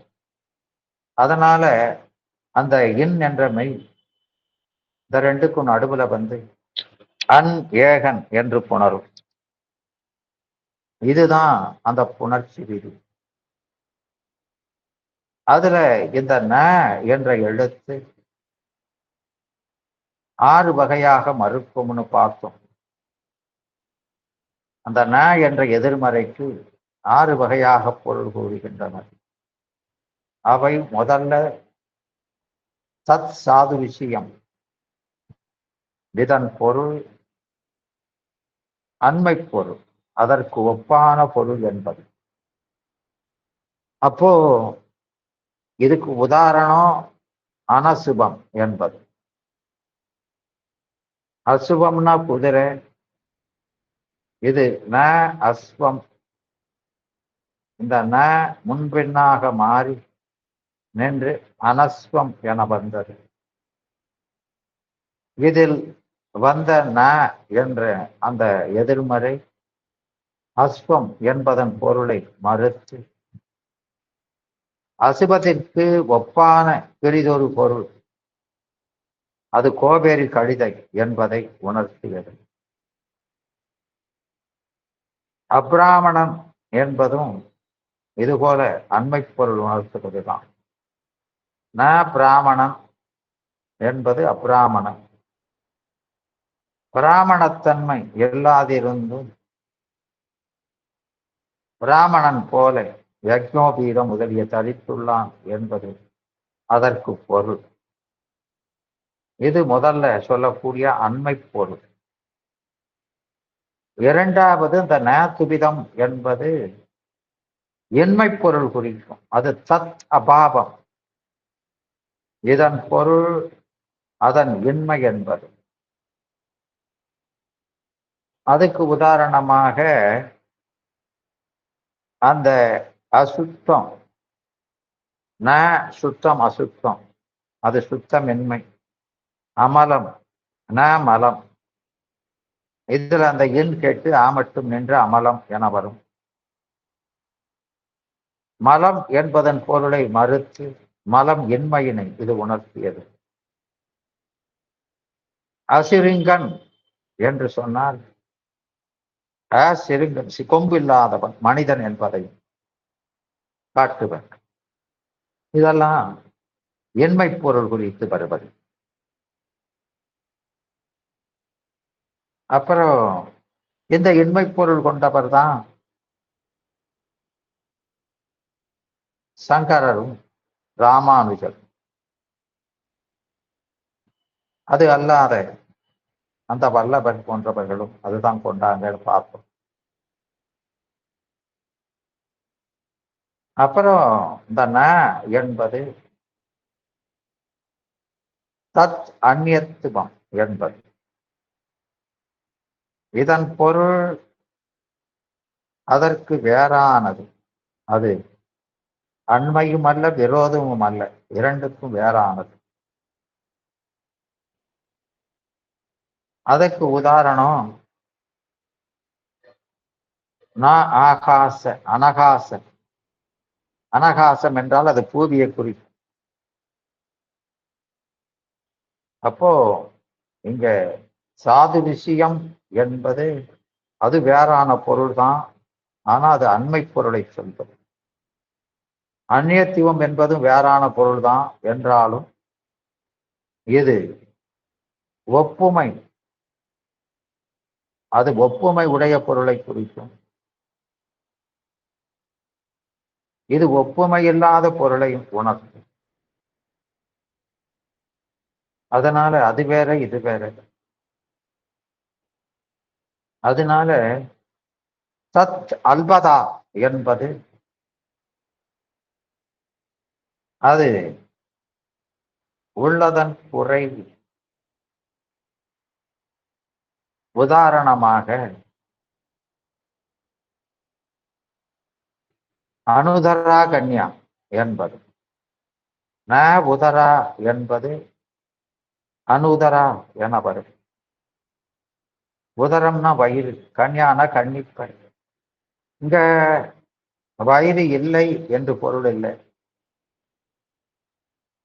வயிறு மற்றவங்களை காட்டிலும் அந்த இடுப்பு சிறுசா இருக்குகிறது என்பதுதான். அதனால இது உள்ளதன் குறைவை குறிக்கிறது. தத் அப்ராசஸ்தம் என்பதன் உள்ளதன் மிகுதி. அது அப்ராசஸ்தம் என்பது உள்ளதன் மிகுதினா அமரர். அமரர் என்று சொன்னால் மரணம் இல்லாதவர் என்று பொருள் அல்ல.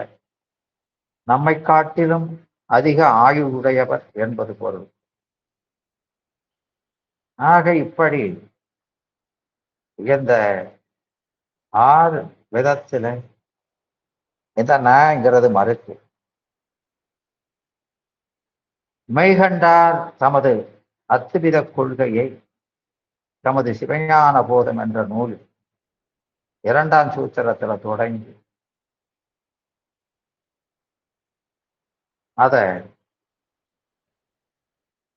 12ஆம் சூத்திரம் வரைக்கும் சொல்றார்.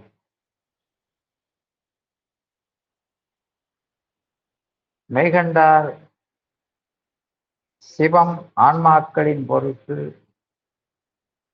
ஐந்தொழில் செய்யும் இடத்து எங்கு இருந்து கொண்டு செய்யும் என்பதற்கு விளக்கம் சொல்பவராக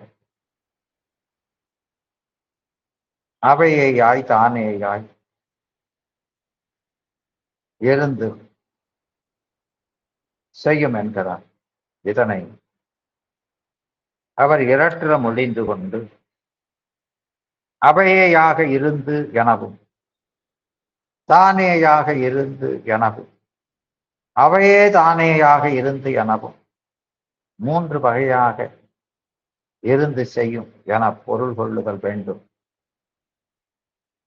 இதற்கு அந்த மெய்கண்டாரே இவ்வான்மாக்கள் பலவும் முதல்வன் தானேயாக நிற்கும் என்று பொருள் உணர்த்தி காட்டியிருப்பார்.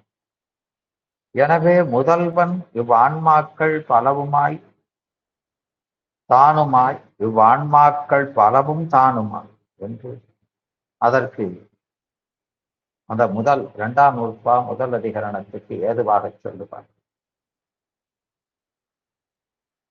அதனால இப்படி 3 வகையாக பொருள் கொள்ள வேண்டும் என்பார். அத்திவிதம் 3ற்கும் பொதுவாக நிற்கிறது. இந்த 3ல அவேயாதல் என்பது ஒன்றாதல் அபேத சம்பந்தம் எனவும் தானேயாதல் வேறாக நிற்கிறது அது பேத சம்பந்தம் எனவும் அவையே தானேயாதல் உடனாய் நிற்கிறது அது பேதாபேத சம்பந்தம் எனவும் கொள்ளுதல் வேண்டும். அத்துவிதம் என்ற சொல் இந்த 3 நிலைக்கும் பொதுவாய் நிற்பது என்பது மெய்கண்டார் தரும் விளக்கம். எனவே அத்திவிதம் என்பதற்கு 1 என்றோ 2 என்றோ பொருள் கொள்ளுதல் உண்மையான பொருள் ஆகாது என்று அவர் சொல்கின்றார். அதனால இவர்களெல்லாம் சங்கரர் மத்துவர் ராமானுஜர் இவர்களெல்லாம் இந்த சொல்லுக்கு அத்திவிதம் என்ற சொல்லுக்கு பொருள் கொள்வதில் அவர்கள் பிரமாணமாக கொண்டது தச உபனிஷத்து, அப்புறம் கீதை, அப்புறம் இந்த நம்ம இவருடைய அதாவது அந்த வேத பொருளை அதை சுருக்கி சொன்ன அந்த பாஷ்யம் அத பிரமாணமாக அந்த அது 3ஐயும் சேர்த்து அவர்கள் பிரஸ்தான திரயம் என்பார்கள். ஆமா, அந்த பிரஸ்தான திரயம் அந்த 3 பொருள் அந்த 3 பிரமாணமாக கொண்டு இவர்கள் அதற்கு விளக்கம் செய்தனர். எனவே எல்லாரும் அந்த 3 பேருமே அந்த 3ஐத்தான் பிரமாணமாக எடுத்துக்கொண்டார்கள். அதனால அவங்க இந்த பிரஸ்தான திரயத்தை கொண்டு இந்த பிரஸ்தான திரயத்தில அந்த வியாசர் செய்த அது ரொம்ப காலத்துக்கு அப்புறம் இந்த வேதத்துக்கு விளக்கமாக செய்யப்பட்டது. அத ஒரு வேதம் இருந்தால் அந்த வேதத்தை செய்தவரே அதற்கு பொருள் சொல்லி இருந்தால் அது ரொம்ப துல்லியமாக மாறுபாடற்றதாக இருக்கும். ஆனால் அவருடைய மாணாக்கர் செய்தால் அது சிறிது வேறுபாடு இருக்கும், மிகுந்த வேறுபாடு இல்லாமல் இருக்கும். ஆனால் பல காலத்துக்கு அப்புறம் ஒருவர் செய்தால் அது நிறைய வேறுபாடுகள் உடையதாய் விளங்கும். அதனால இந்த வியாசருடைய வேத விளக்கம் பல காலத்துக்கு அப்புறம் செய்யப்பட்டது. அதனால அது ரொம்ப வேறுபாடுடையதாக ஆயிற்று. ஆனா இந்த வாக்கியத்துக்கு மைகண்டார் சிவ ஆகமங்களை பிரமாணமாக கொண்டு அதற்கு பொருள் உரைத்தான். ஆகமம் அது வேதத்துக்கு சிவபெருமானே செய்த விளக்கம் ஆதலினால அது குற்றமற்றதாக விளங்கும். அதனால இந்த பிரஸ்தான திரயத்தை கொண்டு செய்த விளக்கம் அது குறைபாடு உடையது ஆயிற்று. ஆமா. ஆனா இந்த சிவபெருமானுடைய ஆகமத்தை பிரமாணமாக கொண்டு செய்தால் காரணத்தினால அது, ஏன்னா மூல ஆசிரியரும் உரையாசிரியரும் ஒருவர், அதனால அதை பிரமாணமாக கொண்டால் அது குற்றமற்றதாக விளங்குகிறது. அதனால இந்த இதுல அப்படி பொருள் காண்பதில் இந்த 3 பேரும், அந்த 3 பேர் பிரதானமாக சொல்லப்படுகிறார்கள். ஆனா இவங்க மட்டுமில்லை, இதுல நாம அவங்க கூட இன்னும் ஒரு 3 பேரை பார்த்தோம். இதுல மெய்கண்டார் இந்த சங்கரரை மறுக்கும் மடத்து அவர் என்ன சொன்னார்? அத்திவிதம் என்ற சொல்லாலே ஏகம் எண்ணி ஏகம் என்று சுட்டுவது உண்மையில் அத்திவிதம் என்ற சொல்லே அந்நியநாத்தி உணர்த்து மாயிற்று என்று சொன்னார். இந்த ஏது வாக்கியத்தில் அத்திவிதம் என்ற சொல்லாலே ஏகம் எண்ணி என்னும் பகுதி சங்கரருடைய கொள்கையை அனுமதித்து அவர் கூறியதை திரும்பவும் தாம் ஒரு முறை எடுத்து சொல்வது. நீங்க அப்படி சொன்னா அது கூறியது. சங்கரர் வேதத்தில் அத்திவிதம் என்ற சொல் உள்ளது, அதற்கு 2 இல்லை என்பதே பொருள். எனவே பிரம்மப்பொருள் ஒன்று மட்டுமே உண்டு, வேறு பொருள்கள் இல்லை. இருப்பன போல தோன்றுவது பொய் தோற்றம். பிரம்மம் ஜீவனாகவும் ஜகத்தாகவும் தோற்றமளிப்பது விவர்த்தனம் எனப்படும் என்பார். ஆமா,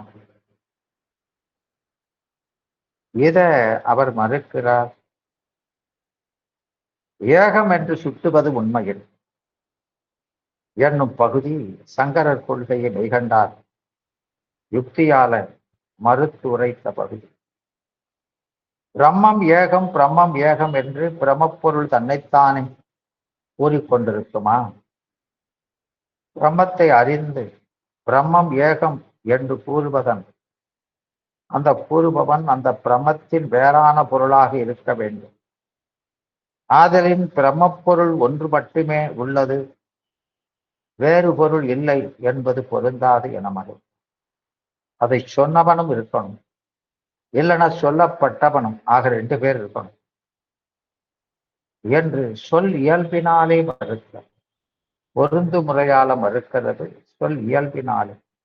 ஏன்னா 2 விதமா மறுக்கிறாரு. அத்துவிதம் என்ற சொல்லை எடுத்துக்கொண்டால் அந்த அத்துவிதம் என்பது அந்த சொல்லியல்பை கொண்டு சங்கருடைய கொள்கைகளை மறுத்து உரைத்த பகுதி. அத்துவிதம் என்ற சொல் இயல்பாவது துவிதம் என்ற எண்ணுப்பெயர் மேல எதிர்மறை பொருள் உணர்த்தும் ந என்பது சேர்ந்தால் அந்த ந அண்மை பொருளை மட்டும் உணர்த்தி நிற்கும். எண்ணுப்பெயர் மேல் வந்த நகரம் அண்மை பொருளையே உணர்த்தி நிற்கும். ஒன்றாதல், வேறாதல், உடனாதல் என்ற 3க்கும் பொதுவாகவே வருதல் என்பது அதுதான் அதனுடைய சொல் இயல்பு. அதனால அது நீங்க சொன்ன மாதிரி அது இன்மை பொருள் உணர்த்தாது என்பார். அப்போ அத்துவிதம் என்பதற்கு வேறு வேறு சொற்கள். அந்நிய நாட்டி உணர்மாயிற்று என்ற பகுதி மெய்கண்டார்த்தம் கொள்கையை நிறுவுகிற பகுதி. நாஸ்தினா இல்லை, ந அஸ்தி, அஸ்தினா இருக்குது, ந அஸ்தினா இல்லை. அந்நிய நாத்தினா வேறாக இல்லை. அது தமிழில நாத்தி என வந்தது. நாத்திகம் என்பது போல நாஸ்தி என்பது. அத்துவிதம் என்ற சொல் அந்நியமின்மை என்னும் பொருளை உணர்த்தும் என்பது மெய்கண்டார் கண்ட பொருள். அத்துவிதம் என்பதற்கு அந்நியமின்மை, வேறு என்மை, பிரிப்பின்மை, ஒட்டி இருத்தல், உடையந்தையாய் இருத்தல் என்பன தமிழில் கூறும் பொருள். இந்த சொற்களை நோக்கினாலே 2 பொருள் இணைந்து ஒன்றாய் இருத்தல் என்பதே இவற்றுக்கு பொருள் என்பது நன்கு விளங்கும். எனவே அத்துவிதம் என்பதற்கும் 2 பொருள் இணைந்து ஒன்றாய், 1 என்பதற்கும் 2 என்பதற்கும் பொதுவாய் நிற்பது என்பது 2 நிற்பது என்பது. அதனால இதை 2 பொருள்கள் 2 என்ற தன்மையற்று நிற்றல் என்பது. ஈஞ்சனம் சங்கரர் கொள்கையை மறுத்து கூறிய மெய்கண்டார் தம்மை கருத்தை விளக்குவதற்கு அத்துவிதம் என்ற சொல்லால் ஏன் சொல்ல வேண்டும் என்பதற்கும் உதாரணத்துடன் விளக்குகிறார். எனவே மூவகைக்கும் மெய்கண்டார் கூறும் உதாரணம். முதலில் ஒன்றாய் நிற்றல், அபேதமாய் நிற்றல் என்பதற்கு உதாரணம் உடம்பும் உயிரும் போல என்பது. அவர் சங்கரர் சொல்வது பொன்னும் ஆபரணமும் போல. பொன்னும் ஆபரணமும் காரண காரியமாய் இருந்தாலும் 2 பொருளால் ஒன்று. ஆனால் இங்க இவர் சொல்கிற ஒன்று என்பது உடம்பும் உயிர் போல என்பது. உடம்பும் உயிரும் வெவ்வேறு பொருட்கள். உடம்பு சடம், உயிர் சித்து. உயிராகிய சித்து உடம்பாகிய அசுத்துடன் கூடி உடம்பாகவே நிற்கிறது. உடம்புக்கு இட்ட பெயரை கூறி அழைத்தால் பெயர், சாதி, நிறம், வடிவம் முதலிய உடம்புக்குத்தான் உள்ளன, உயிருக்கு இல்லை. உயிர் எவன் என்று கேட்கிறது. என்றாலும் அப்படி உணர்வினால் ஒட்டி நின்றாலும் அந்த உயிர் உடம்பாகாது, உடம்பு உயிராவதில்லை. உயிர் உயிரே, உடம்பு உடம்பே. இதனால் உடம்பில் உயிர் உடம்பென தான் என வேறுபாடின்றி அபேதமாய் இருக்கிறது என்பது புலனாகிறது. இதனால் ஒன்றாய் நிற்றாலும் ஒன்றென்று என்பது நிச்சயிக்கப்படுகிறது. இதுபோல முற்றறிவாகிய சிவமும் சிற்றறிவாகிய உயிரும் அபேதமாய் நிற்கும். நின்றாலும் சிவம் உயிராய் விடுவதில்லை. சிவம் சிவமே, உயிர் உயிரே. இதனால் சிவமும் உயிரும் ஒன்றாயிருந்தாலும் ஒன்றாதல் இல்லை என்பது புலனாகிறது. இதனால் அவேயாதல் விளக்கப்பட்டது. ஏகம் என்பதன் கருத்து, இதனைத் தொடர்ந்து வேதத்தில பிரம்மம் ஏகம் என்று சொல்லப்பட்டுள்ளதே என்ற வினாவுக்கு விடை கூறுகின்றார். ஏகம் என்பதற்கு ஒன்று என்பதுதான் பொருள். அதன் கருத்து பிரமப்பொருள் ஒன்றுதான்,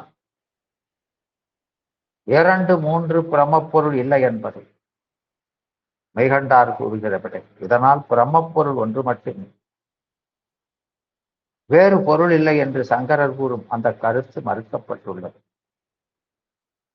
பிரமப்பொருள் இல்லை என்றால் ஒரு பொருளும் இல்லை என்பதன் கருத்து, இதனைத் தொடர்ந்து பிரமப்பொருள் இல்லை என்றால் ஒரு பொருளும் இல்லை என்ற கருத்து வேதத்தில் இருக்கிறது.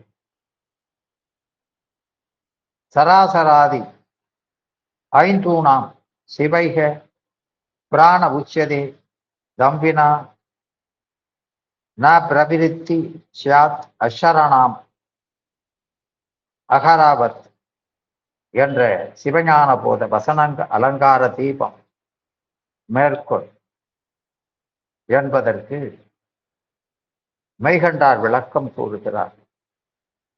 அப்படி கூறுவதற்கு எல்லா பொருளுக்கும் வியாபிய பொருள் பிரம்மம் இன்றியமையாதது என்பதே கருத்து.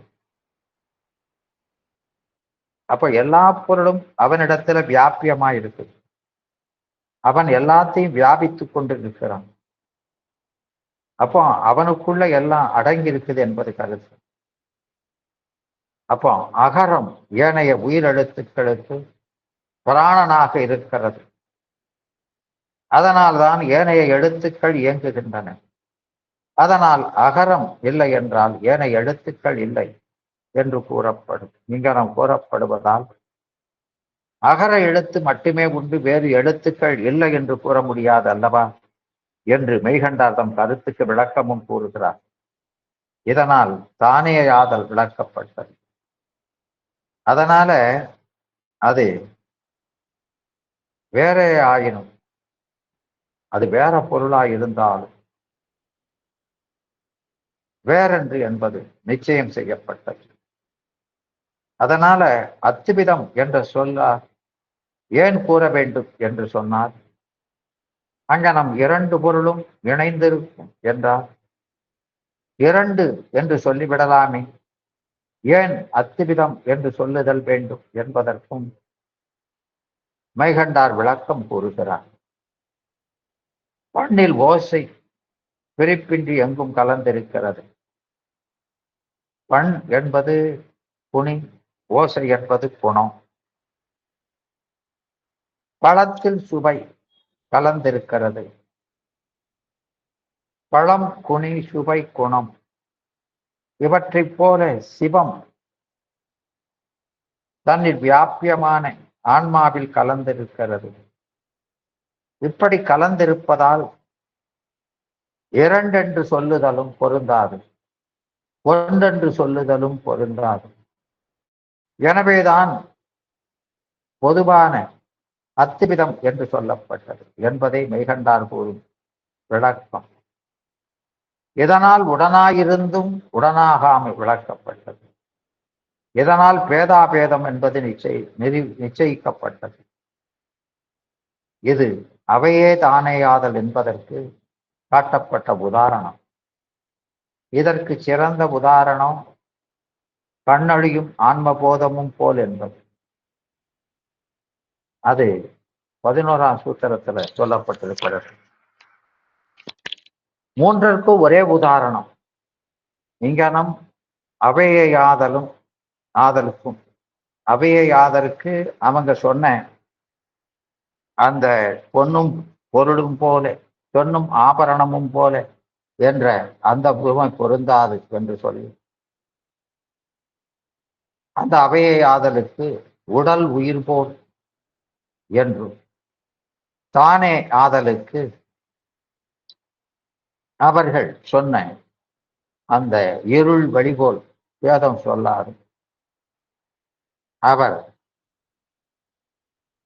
கண்ணும் அருக்கணும் போல என்றும், அகரமும் ஏனைய எழுத்தும் போல என்றும்,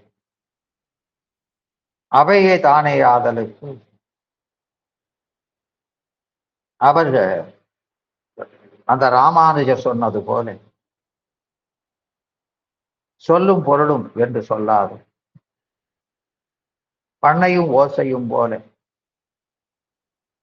கண்ணொழியும் ஆன்ம போதமும் போல என்று தனித்தனி உதாரணம் காட்டிய மெய்கண்டார் ஒரு உதாரணத்திலேயே மூன்றையும் காட்டுகின்றார். அந்த உதாரணம் அறக்கோடு சேர்த்தனை தற்கொள் போல் பிரிப்பு என்று அந்த பாட்டில் உருக்கி உடங்கி இயைந்து நின்று, அந்த உருக்கி உடங்கி இயைந்துங்கிறது ஒன்றாதல், நின்று என்பது வேறாதல், பிரிப்பு இன்றி என்பது உடனாதல் என்று அப்படி மூன்றையும் ஒரே உதாரணத்தில் அந்த சாணைக்கல் என்பது அரக்கை உருக்கி அதனோடு கற்பொடிகளை சேர்த்து செய்யப்படுவது. அந்த சாணைக்கல்லில் அரக்கு என்ற கற்பொடி என்றும் தனித்தனியாக இரண்டு பொருள்கள் உள்ளன. அரக்கு அரக்காதான் இருக்கு, கல் கல்லதான் இருக்கு. அது சயோகம். இப்படி இருக்கிறது. அந்த சாணைக்கல் என்று சொன்னால் அது ரெண்டையும் சேர்த்து குறிக்கப்படுவது, அதனால் அது ஒன்றாத. ஆனா அரக்கு வேறா இருக்கு, இது கல் வேறா இருக்குது, அது இது வேறாத. இவை ஒன்றாய் இயைந்து நிற்கின்றன.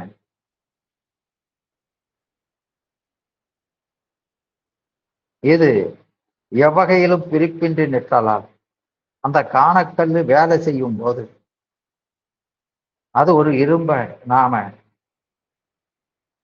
சாண பிடிக்கிறோம், அதை தேய்க்கும் இடத்தில்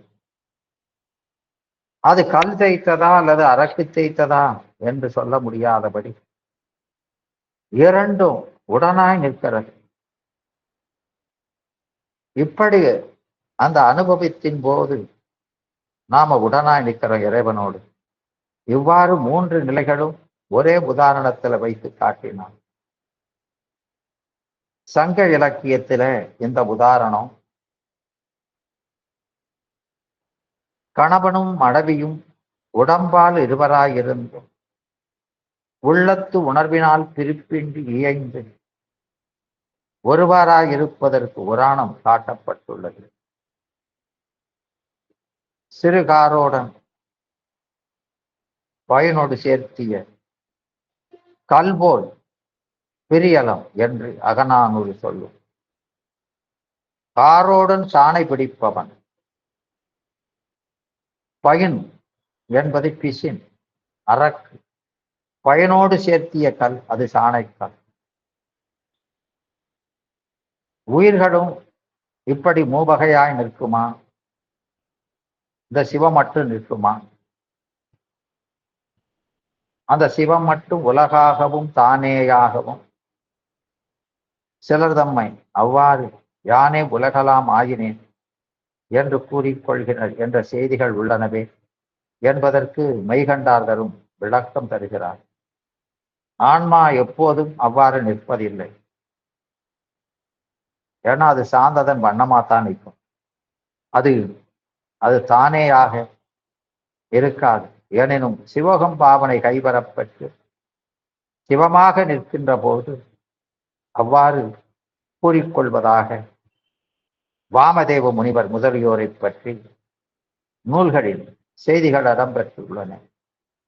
அங்கும் சிவம் அவ்வாறு நின்றது என கொள்ளுதல் வேண்டுமையன்றி அந்த முனிவர்கள் அவ்வாறு நின்றார்கள் என்று கொள்ளுதல் பொருந்தாது என்பது மெய்கண்டார் தருகின்ற விளக்கம். எனவே அந்த மூவகை சம்பந்தம் உடன்பாடு, உதாரணம் உடன்பாடு இல்லை என்று சொல்லுவார். சங்கரர் கூறும் அபேதபாதமும், மாத்துவர் கூறும் பேதபாதமும், ராமானுஜர் கூறும் பேதாபேதவாதமும் தானேயாகவும் உலையாயும் நிற்குமா? ஆன்மாக்கள் அவ்வாறு நிற்கும் என தெரிகிறதே. நூல்களில் முனிவர்கள் பேதாபேதவாதமும் சித்தாந்த சைவத்தில் ஏற்றுக்கொள்ளப்படுகின்றன. ஆனால் அவர்கள் கூறும் ஓமைகள் ஏற்றுக்கொள்ளப்படவில்லை. அதற்கு வேறு ஓமைகள் கூறப்பட்டுள்ளன என்பது அறியத்தக்கது. சங்கரர் பொற்பணி போல் என்றார். மெய்கண்டார் கொல்லும்படியும் ஒரே பொருள். ஆனால் கடவுளும் நாமும் பொருளால் ஒன்றல்ல, இலக்கணத்தால் வேற. அதனால உடற் உயிர் போல் என்றார். ஏன்னா அந்த சங்கரர் சொன்ன பூமை அவர் கொள்கைக்கே விரோதம். ஏன்னா பொன்னும் பணியும் போலன்னா அவர் இருக்கிறதே ஒரு பொருள்ங்கிறார். இந்த உதாரணம் பொன்னும் பணியும் காரண காரியம், அது பரிணாமம். பரிணாமம் கூறுவதற்குத்தான் பொருந்தும். இவர் சொல்ல வந்தது விவர்த்தனவாதம். அப்படி இருப்பது போல தோன்றுவது. ஆனா ஆபரணம் அது பொன் ஆபரணம் போல தோன்றுவதில்லை. அப்போ அவர் சொல்ற விவர்த்தனவாதத்துக்கு அந்த காணல் நீர் போன்று சொல்றாரு, அதுக்கு இது பொருந்தாது இந்த ஓமை. அப்புறம் மத்வாச்சாரியார் இருளும் வெளியும் போல என்று பேத சம்பந்தம் சொல்லுவார். மெய்கண்டார் அவர்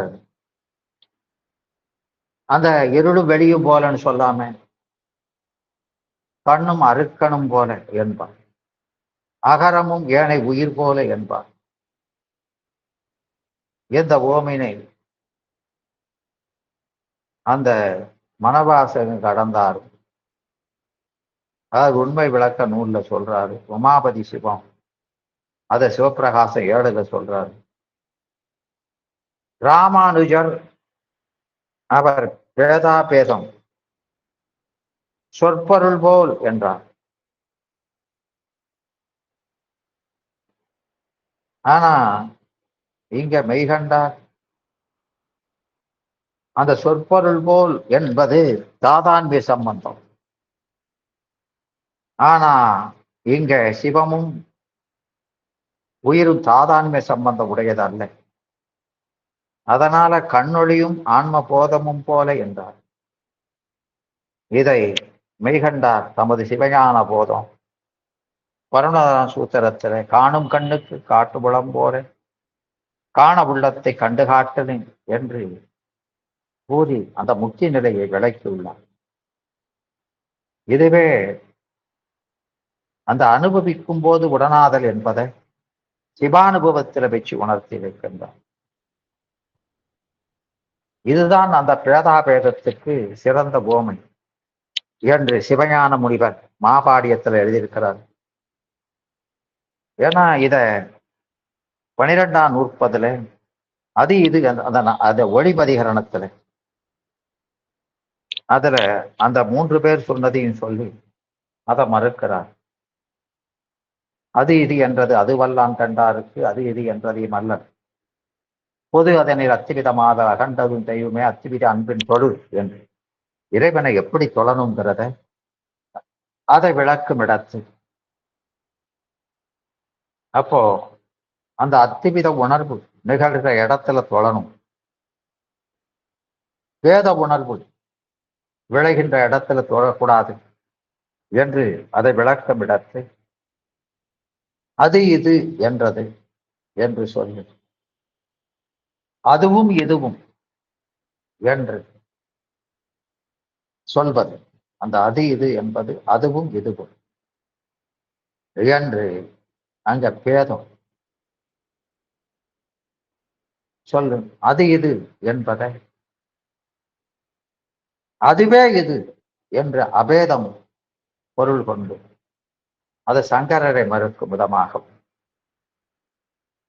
அது இது என்பதை அதுவாகிய இது என்று கொண்டு பேதாபேத சம்பந்தம் கொண்டு அப்போ அந்த உம்மை தொகை கொண்டு அதுவும் இதுவும் அதுவே இது என்று ஏகார விரித்து தேற்ற பொருள் கொண்டு அதுவாகி இது என்ப அந்த பண்பு தொகை கொண்டு அது பேதாபேத சம்பந்தம். இந்த 3 இல்லை என்று பொது அதனில் அத்திவிதம் இந்த மூன்று நிலையும் ஒருங்கே தோன்ற நிற்பது அத்திவிதம் என்று சொல்லுவோம். எனவே இங்கனம் மெய்கண்டார் கூறிய அத்திவிதமே தத்துவமசி என்ற மகா வாக்கிய பொருளுக்கு பொருந்தி வருகின்றது. அத்திவிதம் என்பதற்கு இங்க நாம் பொருள் கூறாவிட்டால் அந்த மகா வாக்கியம் பயனற்றது ஆகிவிடும் என்பது சிவஞான முனிவர் கருத்து. அது நான் ஆகின்றேன், அது நீ ஆகின்றாய் எனவும், அது ஆனேன் எனவும், இது அது எனவும் பொருள்படும் அந்த தத்துவமசி முதலிய மகா வாக்கிய பொருள்களை ஈண்டு எடுத்து ஓதினாராகல் என்று அந்த சூத்திரம் 2 அதிகரணம் 1 அதை விளக்கி இருப்பார். அதனால இங்க சுத்தாத்திபிதம், இந்த அத்திபிதம் ஏன் சுத்தாத்திபிதம் என்று சொல்லப்படுகிறது என்று சொன்னால், இது ஏனையோர் கூதும் அத்திபிதம் போல கேவலம் என்றாதல், விசிட்டம் என்றாதல், மறுதலை என்றாதல் யாதானும் ஒன்றான் விஷேடிக்கப்பட்டு பொருள் உணர்த்தாது சுத்தமாய் நின்று எந்த விசேடனமும் இன்றி உணர்த்துதலின் இது சுத்தாத்திபிதம் என வழங்கப்படும். இங்கு சுத்தம் என்றது யாதானும் ஒன்றான் விசேடிக்கப்படாது நிற்கார் என்று அந்த 6ஆம் நூற்பா 2வது அதிகரணம் அங்க சொல்கிறான். எனவே அந்த மெய்கண்டார் மரபில் வருகின்ற புறச்சந்தான புறவர்களில் 4ஆவதோடைய உமாபதி சிவம் தமது சிவப்பிரகாசம் அதுல பிறர் கூறும் ஓமைகளையும் சித்தாந்த செய்வர் கூறும் ஓமைகளையும் நிறையாக நிறுத்தி பிறர் கொள்கைகளை மறுத்து சித்தாந்த கொள்கைகளை நிலைநிறுத்தி அத்திபிதம் என்ற சொல்லின் கருத்தினையும் விளக்கி பாடியிருக்கிறார். பொற்பணி போல் அபேத பிறப்பு இலதாய் இருள்வெளி போல் பேதமும் என்று சொற்பொருள் போல் பேதா பேதமும் என்று உடல் உயிர் கண்ணருக்கண் அறிவு ஒளி போல் பிரிவதும் அத்திவிதமாகும் சிறப்பினதாய் வேதாந்த தெளிவாம் சைவ சித்தாந்த திறனைந்த தெரிக்கலுற்றாம் என்று சொல்லுவார். அப்போ இதனை பொண்ணு பணிங்கிறது ஆபரணம், அருக்கன் சூரியன், பொற்பணி போல் அபேதம் அன்று உடல் உயிர் போல் அபேதம் என்று இருள்வழி போல் பேதம் அன்று கண்ணும் அருக்கனும் போல் பேதம் என்று சொற்பொருள் போல் பேதா பேதம் அன்று அறிவு ஒளி போல் பேதா பேதம் என இயக்கிக் கொள்ளுதல் வேண்டும். இந்த அளவிலே சிவஞான போத 2ஆம் சூத்திரத்துல அந்த முதல் அதிகரணம் அதுக்கு இங்க விளக்கம் சொல்லுகிறார். அப்போ இங்க அந்த அத்திபிதம் என்ற சொல் அதற்கு என்னையோ பொருள் என்று கேட்டால் அதை காட்டுதும். அத்திவிதம் என்ற சொல்லின் அந்த நகரம் எண்மை அண்மை மறுதலை என்னும் 3 ஒரு பொருள் பயக்கும். அவற்றுள் எண்மை பொருள் கொண்ட மாயாவாதிகள் 2 எண்மை ஒரு பொருள் மாத்திரையன் என்று 2 முதலியவாய் எண்ணப்படும் பொருள்கள் இல்லாமையான் அத்திவிதம் என்னும் சொல்லுக்கு பொருள் 1 என்பதையாம் எனவும், ஒரு பொருள் ஆயினும் குணம் குணியென வேற்றுமை தோன்ற நிற்பில் அந்த கேவலம் ஒன்றாதல் இன்மையில் அந்த அத்திவிதம் என்பது உபசார சொல்லாய் முடியும் ஆகலாம். தன்னின் வேறாய் ஒரு பொருளுமின்றி தானும் குணமுடை பொருள் என விசேடிக்கப்படுதல் இன்றி நிர்விசேடமாய் நிற்கும் பரப்பிரம பொருள் என்பது அத்திவிதம் என்ற சொல்லுக்கு பொருள் என போடலில் அவர் கேவலாப்தி விதிகள் என வழங்கப்படுவர். ஏன்னா அந்த குணம் கூட இல்லைங்கிறாங்க. அப்படி சொன்னா 2000. அதனால நிர்குண பிரம்மம் என்பார்கள். ராமானுஜர், சிவாத்திவித சைவர் முதலியோர்கள் இவர்கள் அவ்வாறே எண்மை பொருள் பற்றி ஒன்று என பொருள் கொண்டு சக்தி சங்கற்ப முதலிய குணங்கள் பரப்பிரம பொருளுக்கு உள்ளது என்று கொண்டு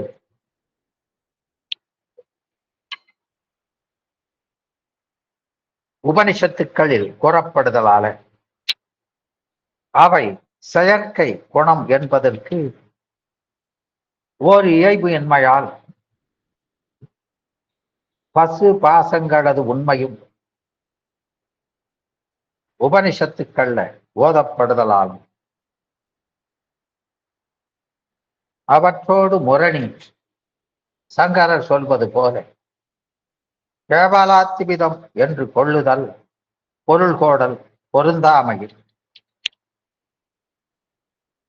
அந்த பிரம்மம் தன்னோடு இயைபுடைய பசு பாசங்களாலும் தன் குணங்களாகிய சக்தி சங்கற்பம் முதலியவற்றானும் விஷேடிக்கப்பட்டு விசிட்டமாய் நின்ற அந்த பிரம்மம், அப்போ அந்த பசு பாசங்களும் தன் சக்தியும் அந்த பிரம்மத்தை விஷேடித்துக் கொண்டு விசிட்டமாய் நின்ற பரப்பிரம்மம் அது இரண்டில்லை, ஒன்று என்பதே அத்திவிதம் என்ற சொல்லுக்கு பொருள் என்று விசிஷ்டாத்திவிதம் போடலில் அந்த ராமானுஜர் போன்றவர்கள் விசிஷ்டாதிபிகள் என வழங்கப்படுகின்றது. அவர்கள் அந்த பிரமத்தினுடைய பரிணாமம் தான் பசுபாசங்கள் என்று கொள்வதனால அந்த சிவாத்திபித செய்வரும் அவரோடு அந்த பரிணாமம் சிவாத்திபித செய்வர் அவர்கள் இறைவனுடைய பரிணாமமாக உலகு உயிர்களை கொள்வதனால நிமித்த காரண பரிணாமவாதி என்று அழைக்கப்படுவார். அப்புறம் பேதவாதிகள், இவர்கள் அந்த பிரம்மத்துக்கு வேறாக, அதாவது